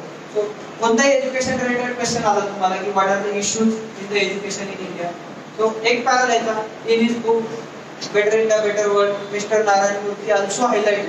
म्हणजे तुम्हाला इश्यू वाटतं बुक मधला आठवला तर बुक मधला लिहा, बट डायरेक्ट तुमच्या मनात आणि कुठेतरी तुम्हाला व्हॅल्यू ऍडिशन देतो तुमच्या आन्सर. एज्युकेशन वरती लिहिताय तर मग आर्टिकल 21A तुमच्या आन्सर मध्ये टाका. Irrespective of which syllabus point वरून तो क्वेश्चन विचारला. आर्टिकल 21A काय, right to education. So irrespective of question issue जरी विचारलाय तर मग by way of intro, by way of conclusion पुढे जरी तुम्ही ह्या गोष्टी घेऊन टाका. India's education policy 2015 that becomes your keyword for that particular. So ह्या गोष्टी करण्यासाठी तुम्हाला ना खूप वेगळ्या गोष्टींमधून नॉलेज मिळवावं लागतं. ते नॉलेज मिळवायचे दोन तरीके मला सापडले होते, न्यूजपेपर आणि दुसरं म्हणजे हे एक तासाने बुक्स चेंज करणं. एक दोन तासाने सिलेबस चेंज केल्यामुळे काय होतं, ज्यावेळी मी ऍग्रिकल्चरचा टॉपिक लिहित होतो ना, मी जॉग्राफीचे पॉइंट्स रिकलेक्ट करून ऍग्रिकल्चर मध्ये लिहू शकतो. ठीक आहे. त्याच्यानंतर पॉलिटी मध्ये ऍग्रिकल्चर स्टेट सब्जेक्ट आहे, हाऊ वर्डिंग माझ्या आन्सर मध्ये येतो. ऍग्रिकल्चर पीडीएस वरती रिफॉर्म वरती क्वेश्चन आहे, रिफॉर्म होत नाहीत का, कारण कॉन्स्टिट्यूशनच्या 7व्या शेड्यूल प्रमाणे that is a state subject आणि ते फायनान्स बाय सेंट्रल. तर त्याच्यामध्ये कुठेतरी ते गपलं होतं. हे काय झालं तर मी जॉग्राफी पण करेक्ट केली, पॉलिटी पण करेक्ट केली. मग त्याने काय होतं, जे 200 शब्दाचं तुमचं मेन्सचं आन्सर असतं ते खूप डायव्हर्स होतं आणि हे तुम्हाला डायरेक्ट ऍग्रिकल्चरचा आन्सर लिहिताना येणार नाही. तुम्ही ज्यावेळी पुस्तकं 2-2 तासांनी चेंज करतात त्यावेळी ते थिंकिंग वाढते आणि हेच तुम्हाला कुठेतरी ऑफिसर बनण्यावरती निर्णय घेताना पण हे होते की एखाद्या गोष्टीवरती तुम्हाला डिसिजन घ्यायचे तर तुम्ही ती फक्त लॉच्या पॉइंट ऑफ व्ह्यूने, तुम्ही फक्त इथिकल पॉइंट ऑफ व्ह्यूने किंवा तुम्ही फक्त सायंटिफिक पॉइंट ऑफ व्ह्यूने नाही पाहत, तर तुम्ही सगळे अँगल त्याच्यावर. That is what is needed in Indian profession. आज माझ्याबरोबर 55% इंजिनियर का IRS आहे. IRS तर फक्त CS त्यांनी हायर करायला हवं का, IRS साठी पण इंजिनियर, मेडिकल, लॉयर का आहे, कारण we are administrator, we are not the specialist. आपण त्याच्यामध्ये जर तुम्हाला स्पेशलिस्ट सर्व्हिस हवी आहे तर you are going to hire the people from outside. ठीक आहे. बट ऍडमिनिस्ट्रेटर बनायचे तर खूप पॉइंट ऑफ व्ह्यूने तुम्हाला थिंकिंग करायची आणि ते तुमच्या आन्सर मध्ये रिफ्लेक्ट झालं पाहिजे. As I told you, this is not tick मार्कची exam, this is a writing exam. आणि त्या आन्सर मधून कुठेतरी तुमची पर्सनॅलिटी चेक करणार शोधत असतो. त्या पर्सनॅलिटीच्या बेसवरती तुम्हाला तो मार्क्स. हे कुठेतरी तुम्हाला ह्या गोष्टी समजायला लागतील. तर डे वन आहे, मला खूप प्रेस नाही करायचं आहे, पण ह्या सगळ्या गोष्टी तुम्ही ह्या गोष्टी मी जर तुम्हाला सांगितलं मी 1-1.5 वर्षामध्ये शिकलो. हळूहळू शिका, पण ह्या गोष्टी पण आहेत UPSC क्रॅक करायची. आणि लिटरली लोक म्हणतात 4 तास 5 तास चांगला द्यायचा आहे ते, but I will say that me literally वर्ष 1.5-2 वर्ष व्हॉट्सअप डिलीट केलं. मी UPSC आज जॉईन केली 16 जून 2014. 17 जूनला मी व्हॉट्सअप आयकॉन डिलीट केला. ठीक आहे, that is something which is खूप नॉनसेन्स गोष्ट आहे. तुमच्या प्रिपरेशन मध्ये तुम्हाला खूप मॉडिफाय व्हायचं. मी लिटरली माझं सिम कार्ड सुद्धा मी काढून ठेवलं होतं. अल्टरनेट सिम कार्ड वापरायचो, कारण जेव्हा जाता इंटरनेट वापरायचं असतं त्याच्यावरती ज्या दिवशी मला समजायचं हा नंबर 8-10 जणांपेक्षा जास्त जणांकडे गेला, तिथे सिम कार्ड फेकून जायचं, नवीन सिम कार्ड. इतकं मी आयसोलेट केलं होतं स्वतःला. आणि आयसोलेशन मधून काय होतं, एक एक गोष्टी समजायला लागतात तुम्हाला आणि एक एक टेन्शन आयुष्यात ते कमी होतं. याचं लग्न आहे, याचं ते, त्याचं ते, या सगळ्या गोष्टी कमी करतात. माझं घर माझ्या प्रिपरेशनच्या हॉलपासून 15 किलोमीटरवरती होता, पण लिटरली मी 3-3-3.5 महिने घरी जातो. संडे दुपार नंतर मी आराम करायचो, ते पण नंतर मी 15 दिवसातून एक संडे तसा आणतो. संडे आफ्टरनून आजीला भेटायला, एक हॉलिवूडची मूवी पहा, मला कुकिंग आवडतं, मित्राच्या रूमवर जायचो, मस्त बिर्याणी बनवायची, खायचं. रिलॅक्सिंग पिरियड पण असायला हवा, but at the same time all 6 days आणि संडे आफ्टरनून पर्यंत अभ्यास. आणि हे मग काय होतं, हे जे 4-5 अटेम्प्टला सक्सेस मिळतं, हेच अटेम्प्ट सक्सेस तुम्हाला फर्स्ट अटेम्प्टला मिळतं, फर्स्ट सेकंड अटेम्प्टमध्ये तुम्हाला खूप करिअर करण्यासाठी खूप टाइम मिळतो, एन्जॉय करण्यासाठी खूप टाइम मिळतो. सिन्सिअरिटी गरजेची आहे. तर खूप काही बोलण्यासारखं मी 20% पण नाही बोललो जेवढं मी ठरवलं होतं बोलायचं. बट रिशेड्यूल द रिव्हिजन खूप गरजेची आहे, एवढं मला सांगायचं तुम्हाला. तो रिव्हिजनसाठी मी काय करायचं, मी एक फ्रायडे डिफाईन केला होता की शुक्रवारी कोणताच नवीन शब्द वाचायचा नाही एक्सेप्ट न्यूजपेपर. आणि मग काय करायचं शुक्रवारी, तर पूर्ण 6 दिवसात जे वाचलं ते रिवायचं. कारण एक सायन्स आहे, तुम्ही वाचता त्याच्यानंतर 5 तासानंतर त्यातलं 20% लक्षात राहतं, आठवड्याच्या शेवटी त्यातलं 5% लक्षात राहतं, आणि महिन्याच्या शेवटी त्यातलं 2%. आणि जी ती थिअरी मी तुम्हाला सांगितली की एवढंच वाचायचं आणि एवढं द्यायचं, हे जर तुम्हाला करायचंय तर तुम्हाला खूप रिपिटेटिव्हली वाचावं लागेल आणि खूप इंटरनलाइज करावं लागेल गोष्टी. त्यामुळे ते इंटरनलाइज होतील तेव्हाच त्या 12 मार्काचा क्वेश्चन 8 मिनिटात तुम्हाला 250 शब्दात लिहायचा आहे. तर याच्यासाठी तुम्हाला खूप गोष्टी इंटरनलाइज व्हायला हव्या, म्हणजे त्याच्या ब्रेनच्या अशा टिप ऑफ द टंग असायला हव्या, so that you can write it in one go. That's why revision is needed. And last but not the least, you should have a written plan about your preparation. लेखी plan हवा की तुम्ही कोणत्या वर्षी कशी कधी काय एक्झाम देणार आहे, आणि फालतू गोष्टींकडे अजिबात लक्ष द्यायचं. फॉर एक्झाम्पल प्रिलिमचा कट ऑफ किती येईल, रिझल्टची डेट काय वगैरे, ह्या सगळ्या गोष्टी या नॉन कंट्रोलेबल गोष्टी असतात. 7 हॅबिट मध्ये कंट्रोलेबल आणि नॉन कंट्रोलेबल या गोष्टी तुमच्या हातातच नाही आहेत. इंटरव्ह्यूच्या डेट काय येईल, रिझल्ट येईल, सर्व्हिस अलोकेशन कधी, त्याच्यावरती कधीच विचार नाही करायचा. आणि अर्धे ऍस्पिरंट नाही 70-80% ऍस्पिरंट हे चूक करतात. किती जागा निघतील ह्याच्यावरती 2-2 महिने विचार करतात.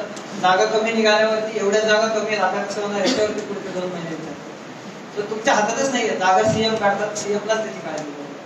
ठीक आहे, तशी समथिंग की ज्या गोष्टी काय तुम्ही यूपीएससी प्रिपरेशन मध्ये बायफर्केट करता, ज्या कंट्रोलेबल गोष्टी आहेत त्याच्यावरती विचार करतात, त्या कंट्रोल मध्ये आणण्याचा प्रयत्न करतात. त्या तुमच्या कंट्रोल मध्ये गोष्टी नाही आहेत, let it just go. Time कमी आहे आपल्याकडे. Stop. If you have any questions, you can ask me. I will stay here only. त्यांना जायचे जाऊ शकतात, त्यांना प्रश्न विचारले. ठीक आहे, थोडं फार समजलं. फर्स्ट डे मी खूप प्रेस केले तुम्हाला. आता मी पण काय झालं, प्रोसेस मधून बाहेर निघालेलं आहे. आय डोंट नो तुम्हाला कोणत्या लेवल तुमचं किती द्यायला हवं, बट थँक्यू. जाऊ शकता ज्याला जायचं, त्याला क्वेरी असेल विचारू शकता, कॉमन क्वेरी असेल तर.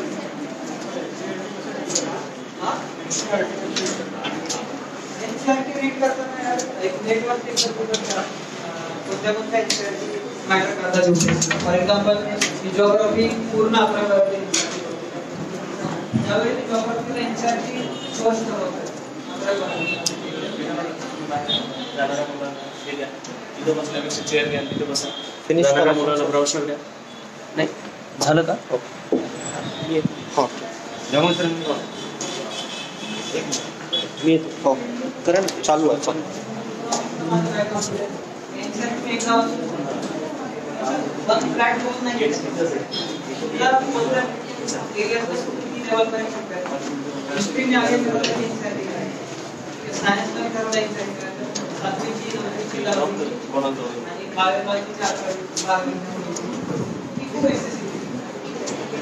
Depend upon your of interest तुम्हाला कोणत्या टॉपिकमधून किती काय हवं आहे आणि त्या क्वालिटीचा क्वालिटी तुम्हाला लक्ष्मीकांत वगैरे जे सोर्सेस आहेत मार्केटमध्ये साधा अवेलेबल असल्यामुळे you don't have to believe rely much on quality but still एक दोन वेळा वाचायचं. Any question? पर्सनल क्वेरी असतात प्रोग्रामनंतर मला भेटा.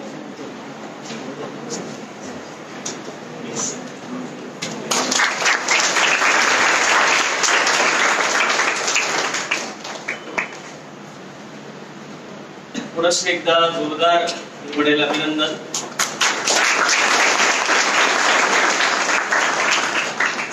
दोघंही आजचे यशवंत या दोघांमधलं एक साम्य आपल्याला इथे लक्षात येते. एवढं मोठं यश मिळूनही एक सिम्प्लिसिटी जी व्यक्तिमत्वातली आहे, विचारांमधली आहे. आज सकाळी आमचं 10:30ला भेटायचं ठरलं होतं. माझा मूळतः स्वभाव असा आहे की कुठले गेस्ट आपल्याकडे येणार असेल तर मी अर्धा तास आधी येऊन तिथे स्वागताला तयार असतो. अचानक असे काही सर्कमस्टन्सेस आले, मला एका गेस्टला घ्यायला जावं लागलं, नंतर त्यांचं येणं उशिरा होते तर मी मधात रिटर्न आलो. आमचं 10:30ला भेटायचं ठरलं होतं. अक्षय सर सकाळी 10:20 आकारच्या केबिनमध्ये हजर. मी जस्ट कॉल केला की म्हटलं अक्षय सर आपण कुठे आहात, निघालात का? सर मी पोहोचलो म्हणे. सो हे असतं कमिटमेंट आपल्याला एखादं काम ट्रेनिंगचा खूप त्याच्यावर परिणाम आहे. एनएलटी मध्ये ट्रेन होतो आम्ही, तर 6 वाजता आमची पीटी सुरू होते. तर 5:55 आमचं बायोमेट्रिक पंचिंग झालं. 5:56 जरी झालं तरी मेमो मिळतो आणि 2-3 मेमो झाले तर लीव्ह कट करायला सुरू.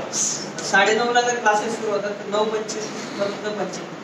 9:26 झालं एडीजी बोलवलं झालं. तर मग पुढे पंक्च्युअलिटी हा ऑफिसरची खूप क्वालिटी आहे. हे सगळं तुम्हाला ट्रेनिंग मध्ये कुठेतरी ते आणतात तुमच्या. जे जगत में समय महाबलवान जे महाभारतातलं एक विधान आहे. म्हणजे महाभारत झालं नाही हा झालं नाही हा काही इथला विषय नाहीये, पण त्यातलं हे विधान आहे की ज्यांच्या वेळा चुकल्या त्यांचा सहार झाला किंवा वेळेनुसार जे स्वतःला सत्य बाजूकडून आणू शकले नाही त्यांचा पराभव झाला हे सांगितलेलं आहे. सो इथे आपल्याला ही बाब ध्यानात घ्यायची. दुसरी बाब जी मला आज जाणवली, सर बोलतच आहे आणि आपण कुठून चालू. आपल्याला जर एवढं वेळेचं व्हॅल्यू आहे तर मी काही लग्नपत्रिका मुळवाटीसह दिलेली नाहीये, आहे की मी दिलेली नाही. आणि मी शासनाच्या सेवेतनं रिझाईन करून हे काम करतोय. त्यामुळे क्लास चालवणं हा माझा प्रोफेशन नाही. ज्याला अस्सल गरज आहे त्यांनी साकार फाउंडेशनला यावं. ते जाहिरात बिलकुल नाही. आम्ही बॅचच्या मुलांसाठी हे सेक्शन ठेवलेलं आहे. बट आमचा प्रयत्न आहे की यासोबत नवीनही मुलं ज्यांना खरोखर असं वाटतं तुम्ही पोस्ट वाचली का मी खाली टाकलं होतं, जो खरंच UPSC करणार असेल त्यांनीच यावं, बाकीच्यांनी येऊ नये. सो ही स्पष्टता त्यामध्ये आहे. म्हणून गेस्ट आपले इथे बसलेलेच आहेत आणि आपल्याकडे एवढा अगदी वेळेचा हे आहे आणि आपण तिथून चाललोय हे योग्य नाही. तुम्हाला बोलणं हे मला बोलताना तुमच्यापेक्षा जास्त हर्ट होत आहे. बट मला एक शिक्षक म्हणून माझा तो धर्म आहे, कर्तव्य आहे की मी ते तुम्हाला बोललंच पाहिजे. आज नाही बोललो तर उद्या त्याचे तुमच्यावर आणखी वेगळे परिणाम होऊ शकतात. जसं सरांनी सांगितलं की 1 मिनिट जरी लेट झालं तरी तुम्हाला तिथे पंचिंग होत नाही किंवा नंतर मग जनरल जे आपले डायरेक्टर आहेत त्यांच्याकडे तुम्हाला पेशी आहे किंवा मग शोकास दिलं जाते. ह्या सगळ्या पनिशमेंटचे पार्ट आहेत. आणि मग एकूणच आपला यश आणि अपयशाचा जो पार्ट आहे की आपण आपला वेळ कशी वापरतो, आपल्या कामाच्या पद्धती कशा ठेवतो आणि एकूण आपलं व्यक्तिमत्व कसं तयार करतो यावरच आहे. आणि म्हणून ही प्रिपरेशन मधली फेज आहे. यात जर आपण स्वतः वेळेला न्याय देऊ शकलो नाही तर पोस्ट वगैरे हे बिलकुल मिळणं शक्य नाही. कारण हे सगळं कॅल्क्युलेशन, तुमचं काम, तुमची वेळ, तुम्ही रिसोर्सेस कसे वापरता आणि किती नम्रपणे ह्या सगळ्या गोष्टींमध्ये तुम्ही स्वतःला मी म्हणेन की त्यामध्ये झोकून देता, ह्या सगळ्यांचं ते कॅल्क्युलेशन आहे, केमिस्ट्री आहे. की आज काही आता 1-2 बोललो हा काही त्यांनी त्यांच्यासाठी बोललेला भाग नाही आहे. त्यांनी जसं जास्त मनावर घेण्याची गरज नाही आणि खूप जास्त मनावर घेतलं आणि यावर्षीच लगेच रिझल्ट आला त्यांचा तर मला त्यात आनंदच आहे. ओके. सो आपण या गोष्टीची काळजी घ्यावी. यानंतर जर आकारच्या कुठल्याही कार्यशाळेला आपल्याला यायचं असेल तर साधारणतः 11ला कार्यशाळा चालू होते आणि 2 ते 2:30ला संपते. तेवढा वेळ सहन करायची सवय असेल तरच यायचं, नाहीतर आपण ते FB वर लाईव्ह टाकतो. म्हणजे तुम्ही घरी बसून आहे त्या अवस्थेत जसं पाहिजे तसं जशी वेळ मिळेल तसं ते बघू शकता. ती पण व्यवस्था केली आहे. आणि त्याच्यानंतर तिसरी अवस्था ही आहे की केलंच पाहिजे असं कुठं आग्रह आहे का? असं काहीच नाही. म्हणजे आपल्या विदर्भातल्या मुलांनी अभ्यास केला नाही, पश्चिम महाराष्ट्र मराठवाड्याची मुलं काही थांबणार आहे का की बाबा विदर्भाचे पोरं मागे आहेत, यावर्षी आपण अभ्यास नाही करायचा, पेपर नाही द्यायचा. आणि पोस्ट पण कमीच असतात. त्यामुळं सगळ्यांनी नका करू. याची खरंच अंतःकरणात इच्छा असेल त्यांनीच करा. मला काय म्हणायचंय, माझा अर्थ तुमच्यापर्यंत पोहोचला असेलच. आपण त्याची काळजी घेऊ. पुढे आपला यशोत्सव पण कार्यक्रम आहे. तिथे पोलीस महासंचालक, इथले कमिशनर सर आहे, यशवंत असणार आहे.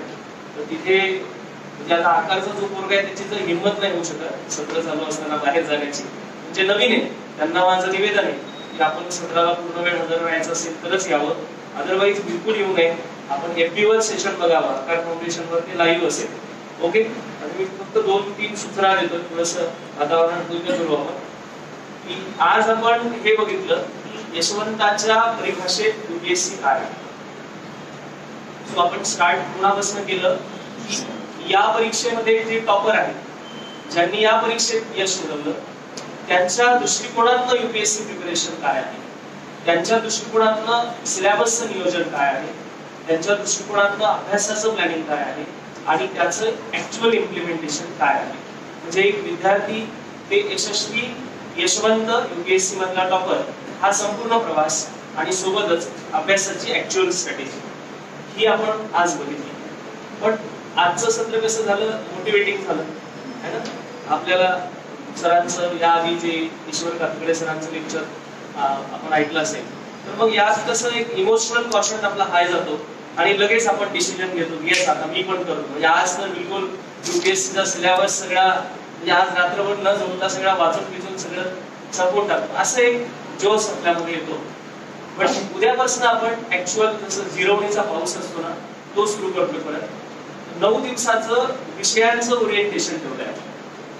विषय कसे आहे, विषयाचा ऍक्च्युअल भारांश काय आहे, प्रिलिम्स मध्ये त्याला किती प्रश्न आहे, मेन्स मध्ये त्याला किती प्रश्न आहे, प्रिलिमची काय रिक्वायरमेंट आहे, मेन्सला आपल्याला तेच आन्सर जे आपल्याला माहिती असलेलं ते नेमकं कसं लिहायचं, ह्या सगळ्यांचं उद्यापासून आपण सेशन ठेवलंय.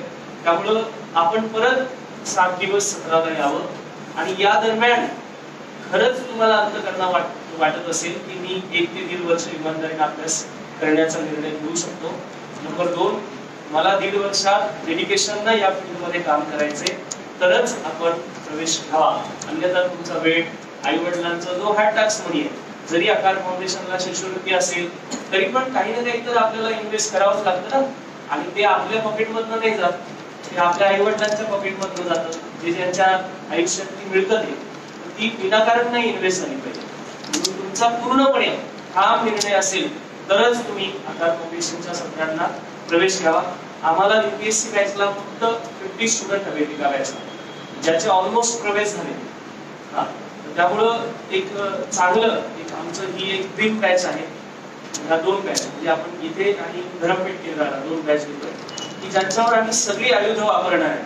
आणि आता आपण पुण्यामध्ये काम करत असल्यामुळं मी म्हणेन महाराष्ट्रातलं अपडेटेड जर काही चालत असेल तर ते पुण्यात चालतं, बरोबर ना सर.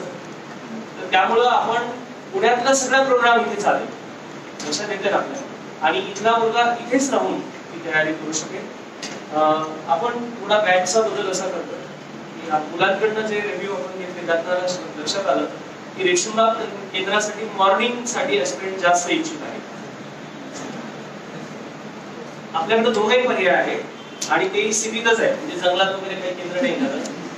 इथे आपण म्हणजे काही असे मुलं मिळाले की जे मुंबईवरून येत आहेत, जॉब करत आहेत, त्यांना हे केंद्र जवळ आहे असं ते येऊन प्रत्यक्ष आम्हाला भेटले. तर इथे 7:30 ते 9:30 आपली बॅच असेल मॉर्निंगला. इव्हिनिंगला धरमपेठ केंद्राला आपली 6 ते 8 बॅच असेल. ओके. आता या संदर्भात समजा मी थोडं हात रेस करायला लावतो. 7:30 ते 9:30 रेशीम बागला जर आपल्याला अडचण होऊ शकेल असे किती लोक आहेत जेन्युअन अगदी ही फारच मोठी अडचण होऊ शकेल. बरं, इव्हिनिंगची आपण जर तिकडे बॅच ठेवली तर इव्हिनिंगला आपण 6 ते 8 तिकडे जॉईन करू शकणार नाही. सो मग आपल्याला मग दुसरा पर्याय ऍज इट इज ठेवावा लागेल जो मागच्या वेळेला आपण ठेवलेला होता. इकडे आपल्याला 6ची बॅच रेशीमबाग केंद्राला. धरमपेठ केंद्राला जर मॉर्निंगची बॅच आपण टाकली तर किती लोकांना अडचण होईल? आपल्याला कुठे मार्ग काढावा लागेल है ना. नाही, कारण हे सिटीतच दोन्ही केंद्र आहे. फार काही असं एकदम आपण अगदीच खूप कन्व्हिनियन्स बघत राहिलो तर ते शक्य होणार नाही. आणि आपण जास्त बॅचेस घेणार नाही, 2च बॅच होतील. म्हणजे त्यात आपल्याला प्रॉपर रिसोर्सेस टाकता त्यावर डेडिकेशन काम पण करता आलं पाहिजे. ओके, तर सध्या आपण असं करू, उद्या पुरता आपण इव्हिनिंगला इथे बॅच घ्यायची. उद्या पुरता ऍडजस्ट करू शकाल आपण. जे ऍक्च्युअल ऍडमिटेड मुले त्यांच्यासाठी बोलतो. उद्याचं जे सत्र आहे ते धरमपेठला न घेता आपण इथे घेऊ. चालेल, फक्त उद्यासाठी आपण या ऍडजस्ट करू. आणि मग उद्या ऍक्च्युअल बॅचचे जे प्रणता सर आहे डिस्कशन मध्ये वेळ न घालवता करता येईल आपल्याला. आता डिसाईड करता येईल रेशीमबाग केंद्राला इथे आपण नंतर इव्हिनिंग बॅच मॉर्निंग बॅच पण चालू करणार आहे. ज्यांना जमणारच नाही असं रेशीमबागला. हा येस, कुठे फार्मसी आहे ना, टाइम चेंज करता येतो. धरमपेठला जाता येईल, नाही तर 15 दिवस थांबता येईल, मग इथे पण चालू होईल मॉर्निंग बॅच है ना. बट आपण असं करू, उद्या इव्हिनिंगला सगळेजण धरमपेठचा उद्याचं जे मॉर्निंग बॅच आहे ती आपण ड्रॉप करू. त्याच दिवस ते मुलं इथे येतील. इव्हिनिंगला 5:30ला फर्स्ट सेशन मला वाटतं मॅडमचंच आहे इंडियन पॉलिटी ना. हा, उद्या आपण 5:30ला सगळे इथे या. उद्या आपण व्यवस्थित डिसाईड करून घेऊ. आपल्या इथे 2 बॅच असणार आहे, तिथे असणार आहे, पण 15-15 दिवसाचे फरक राहतील. ओके, आणि त्यामध्ये मग समजा अडचण गेलीच, तिकडे जेव्हा बॅच चालू होईल आपल्याला तिकडे शिफ्ट होता येईल. फाईन, असं आपल्याला करता येईल. थोडं आपण त्यात मार्ग काढूच. So today we have seen the exam strategy and preparation planning by UPSC topper. From tomorrow we will start the subject wise orientation of UPSC pre as well as mains. या 2 वेने आपण जाणार आहोत. ह्या सगळ्यांमागची भूमिका ही आहे, आम्हाला ऍडमिशन नको, आम्हाला डेडिकेशनला UPSC ची प्रिपरेशन करायला मी 100% तयार आहे अशी मुलं हवी. लक्षात येते ना. म्हणून अशांनीच प्रवेश घ्यावे सो दॅट ड्रॉपआउट होणार नाही. आणि आमचे जे म्हणजे आपली जी टीम आहे हे सगळे लोक, कोणी मेन्स दिले, कोणी इंटरव्ह्यूला दिले, आपण सगळी जेन्युइन टीम या वेळेला टाकली आहे. काही विषयाला आपण यशदा पुणेची फॅकल्टी बोलवतोय, SS साठी आपण दिल्लीवरनं फॅकल्टी बोलवतोय. हे सगळं इन्व्हेस्टमेंट प्रॉपर सुपीक जमिनीत जर झालं तर त्यातून जरा चांगली पिकं बाहेर येतील, असा या मागची आपली भूमिका आहे. तुम्हा सगळ्यांना मी या निर्णयासाठी शुभेच्छा देतो. उद्या 5:30ला इथे इंडियन पॉलिटीचं सेशन होईल, ज्यामध्ये 2012 पासून तर 18 पर्यंत प्री आणि मेन्सचे सगळे अनालिटिकल तुम्हाला दाखवले जातील की कसे प्रश्न कोणत्या सेक्शनवर आले, आणि त्यानंतर ऍक्च्युअल टॉपिक शिकवलं जाईल असं आपल्याकडे शिकवलं जाणार. त्यानंतर उद्या वर्कशीट पण होईल. म्हणून तुम्ही आज जाताना बॅचची जी मुलं आहेत त्यांना सिलेबस प्लॅनर मिळालं का? मिळालं ना. आता ज्यांना नाही मिळालं त्यांच्यासाठी आपण बाहेर सिलेबस प्लॅनर ठेवतो 2 कॉपी. जे नवीन मुलं आहेत त्यांनी त्याचे फोटो काढून घ्या उद्या इंडियन पॉलिटीचं काय असेल, कारण एवढे आता प्लॅनर आपल्याकडे अवेलेबल नाही. आणि जे बॅचचे मुलं आहेत त्यांना तर मिळालेच आहे. फाईन, तो उद्याचा जो टॉपिक आहे तो तुम्हाला वाचून यायचा आहे. जे तुम्हाला ऍक्च्युअल UPSC लेवलवर जर जायचं असेल तर तुमचं बेसिक असावं, सो दॅट इथल्या फॅकल्टीला त्या लेवलवर जाऊन तुम्हाला शिकवता येईल. इथं आल्या त्या टॉपिकवर तुमच्या हातात 25 प्रश्नाची टेस्ट असेल. आता नागरिकशास्त्र आपण वर्ग 4वी पासूनच वाचतोय है ना. इथे येऊन जर आपल्याला कळत असेल की लोकसभेचे 552 सदस्य असतात तर मग UPSC ची तयारी म्हणताच येणार नाही त्याला है ना. तर तेवढं आपल्याला घडवून करून यायचं, राईट. आणि इथं आल्यावर आपल्याला बघायचंय की या बेसिक मध्ये आपल्याला किती येतात. म्हणजे 25 पैकी 20 प्रश्न हे बेसिक वर आहे, basic objective, but pattern UPSC prelims आहे. आणि प्रश्न बायलिंग्वल असतील, इंग्लिश आणि मराठी, इंग्लिश आणि हिंदी. पण आपण इंग्लिश ठेवू, UPSC इंग्लिश ठेवू. ज्या मुलाला अडचण जाते, आपले फॅकल्टी शब्दांचा अर्थ सांगेल, जर त्याला प्रश्न नाही कळला तर उत्तर नाही सांगणार, फक्त प्रश्नाचा मराठीत अर्थ सांगू. फाईन. त्याच्यानंतर 15 मिनिटानंतर लेक्चर स्टार्ट होईल. लेक्चर मध्ये आधी स्ट्रॅटेजी होईल, त्यानंतर लेक्चर होईल, त्यानंतर पुन्हा पेपर तुमच्या हातात दिला जाईल की आधी घेतला किती आलं बघा, आता मी शिकवलंय तुम्हाला, आता किती येतं बघा. आणि त्याच्यानंतर अनालिसिस चालेल प्रत्येक प्रश्नाचं. आणि परत घरी जाताना त्या टॉपिकवर तुम्हाला थेरॉटिकल प्रश्न दिले जातील, जे होमवर्क म्हणून घरून लिहून आणायचे. असं असेल का? म्हणजे असं कष्टाच्या सगळ्या प्रक्रियेचं, अभ्यासाची साधना जर आपल्याला लावता आली तर आनंदात रूपांतर होऊ शकतं.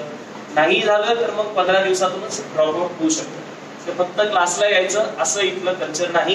ही एक प्रायमरी शाळा आहे असं समजा, की जिथे अभ्यास दिला जातो, तो तपासलाही जातो आणि सक्तीनं करूनही घेतला जातो. आणि तुमचे महिनाभराचे कामाचे रिपोर्ट्स तुमच्या पॅरेंट्सलाही पाठवले जातात. तुमचा बच्चू इकडे ऍडमिट आहे आणि याचे असे महिनाभरात दिवे लागले, हे जरा बघून घ्या. क्लिअर? सगळ्यांना पुन्हा एकदा शुभेच्छा देतो. सांगण्यामागची भूमिका ही आहे की आई वडिलांना सुद्धा या प्रक्रियेत आपल्याला सहभागी करायचे. इथे ज्यांचे प्रवेश झाले त्यांनी आवर्जून आपल्या आई वडिलांना आपल्या 11 तारखेला किंवा 12ला जो विश्वोत्सव होईल त्या कार्यक्रमात आणा. त्यात यशवंत आणि आई वडिलांचे सुद्धा परिसंवाद ठेवतो आपण, की आई वडिलांचं पण काय सॅक्रिफाईस झालं, त्यांनी किती सपोर्ट केला. कारण ग्रॅज्युएट झालेल्या पोरांनी नोकरी न करता त्यांनी अभ्यास करावा आणि आई वडिलांनी त्यांना 2 वर्ष आणखी सगळा सपोर्ट करावा, ही साधारण गोष्ट नाहीये. कारण ऑलरेडी त्या एजला आई वडील रिटायरमेंट स्टेजला असतात, अनेक जण रिटायर्ड पण झालेले असतात आणि जे सर्व्हिसला नाही त्यांच्याकडे तर मग आणखीच प्रॉब्लेम असतात. तो त्यांचा त्यागही मोठा असतो. तर तुम्हा सगळ्यांना मी शुभेच्छा देतो. आपलं जे ब्रीद आहे यावर त्यागासाठी आणि सक्षम व्हावे सेवेला निघण्यासाठी, ह्या सगळ्या प्रक्रियेचं तुमचं 1 वर्ष जे आपल्याला सगळ्यांना मिळतं, वेळ, काम आणि गुणवत्ता या सगळ्यांचं समीकरण दुर्बल यशापर्यंत पोहोचायचं. त्यामुळे कुणाचे इगो सॅटिस्फाईड करणं, तो उशिरा आला म्हणून त्याला कन्सिडर करणं, आता पहिला दिवस आहे म्हणून सांगितलं तरी जातं, नंतर त्यावर चर्चा पण होणार नाही. म्हणजे 6चं लेक्चर आहे, उशिरा आला की पूर्ण बाहेरच्या व्यक्तीच त्याला वाढत हवे, मध्ये एकदा डिस्टर्बन्स होणार नाही. ओके, बाकी सगळ्या गोष्टी हळूहळू आपल्या एकमेकांच्या लक्षात येतील आणि कामातूनच आपली एकमेकांची ओळख होईल. पण सगळ्यांना मी ह्या आव्हानात्मक क्षेत्रात तुम्ही जाण्याचा निर्णय घेतला त्याबद्दल सगळ्यांचं अभिनंदन करतो. आणि या निर्णयावर तुम्ही ठाम राहाल, यशस्वी होईपर्यंत संघर्ष करत राहाल, मनातलं मैदान सोडून पडणार नाही, अशी एक मनोमन एक अभिलाषा ठेवतो. आणि आज अक्षय सरांनी एवढा वेळ दिला. मी परत निवेदन करेन की इकडे ज्यांचं आता सर बारामती मधनं आहे, बारामती म्हटलं की आम्हाला हेवा वाटतो, सगळ्याच दृष्टीनं वाटतो. कृषी क्षेत्र संपन्न, शेतात यांच्या सिमेंट रस्ते असं लोक सांगतात, मला वाटत नाही असतील म्हणून. म्हणजे जरा कधी कधी जरा जास्तच सांगितलं जातं, 1 हात लागण्याच्या 9 हात लिहिला काढल्या जातात. पण याचा विकास झाला कसा?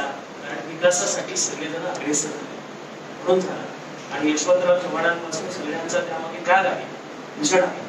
आणि आज त्याच भागातनं असे यशस्वी विद्यार्थी म्हणून आहेत. सोलापूर म्हटलं बार्शी, तिकडचा नगर म्हटलं साताऱ्यातला काही दुष्काळी पट्टा आहे जिथं महाराष्ट्रातनं टॉपर येतात, तो पार्ट आपल्याकडे सुरू झाला पाहिजे. म्हणून अक्षय सारखे यशवंत, असे अनेक यशवंत आपल्याकडे यावे.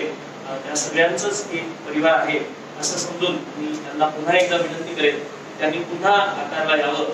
धरमपेठ केंद्रालाही आपण त्यांचं सत्र ठेवू. एकदा पुन्हा जोरदार अक्षय सरांसाठी.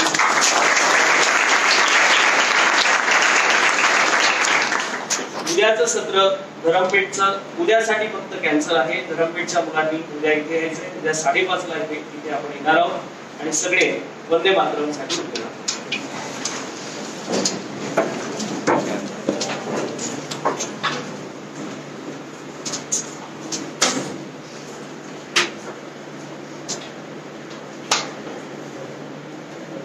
सावधान, सावधान.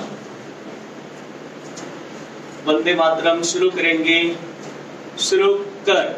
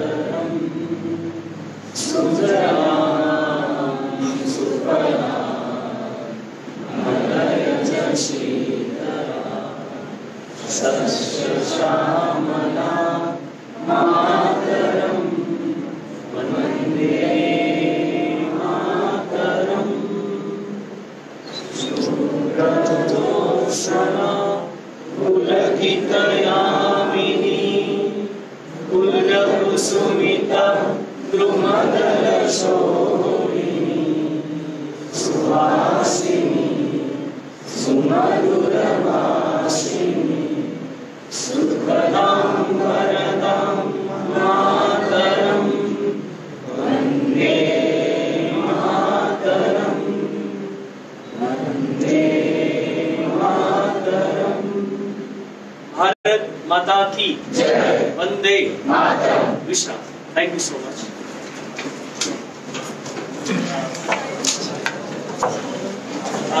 तुम्हाला जर असं वाटलं फक्त मात्र नंबर आपण मेसेज टाकावा आणि सरांची वेळ घेऊन मग आपण जे काय आपल्या विषयासंदर्भातलं अडचण आहे आधी आपण मेसेज करावा किंवा काही प्रश्न असतील समजा तुम्ही लिहिलेली उत्तरं आहेत तर तुम्ही मेल पण करू शकता। मेल आयडी आणि नंबर जर इथे शेअर करत आहे।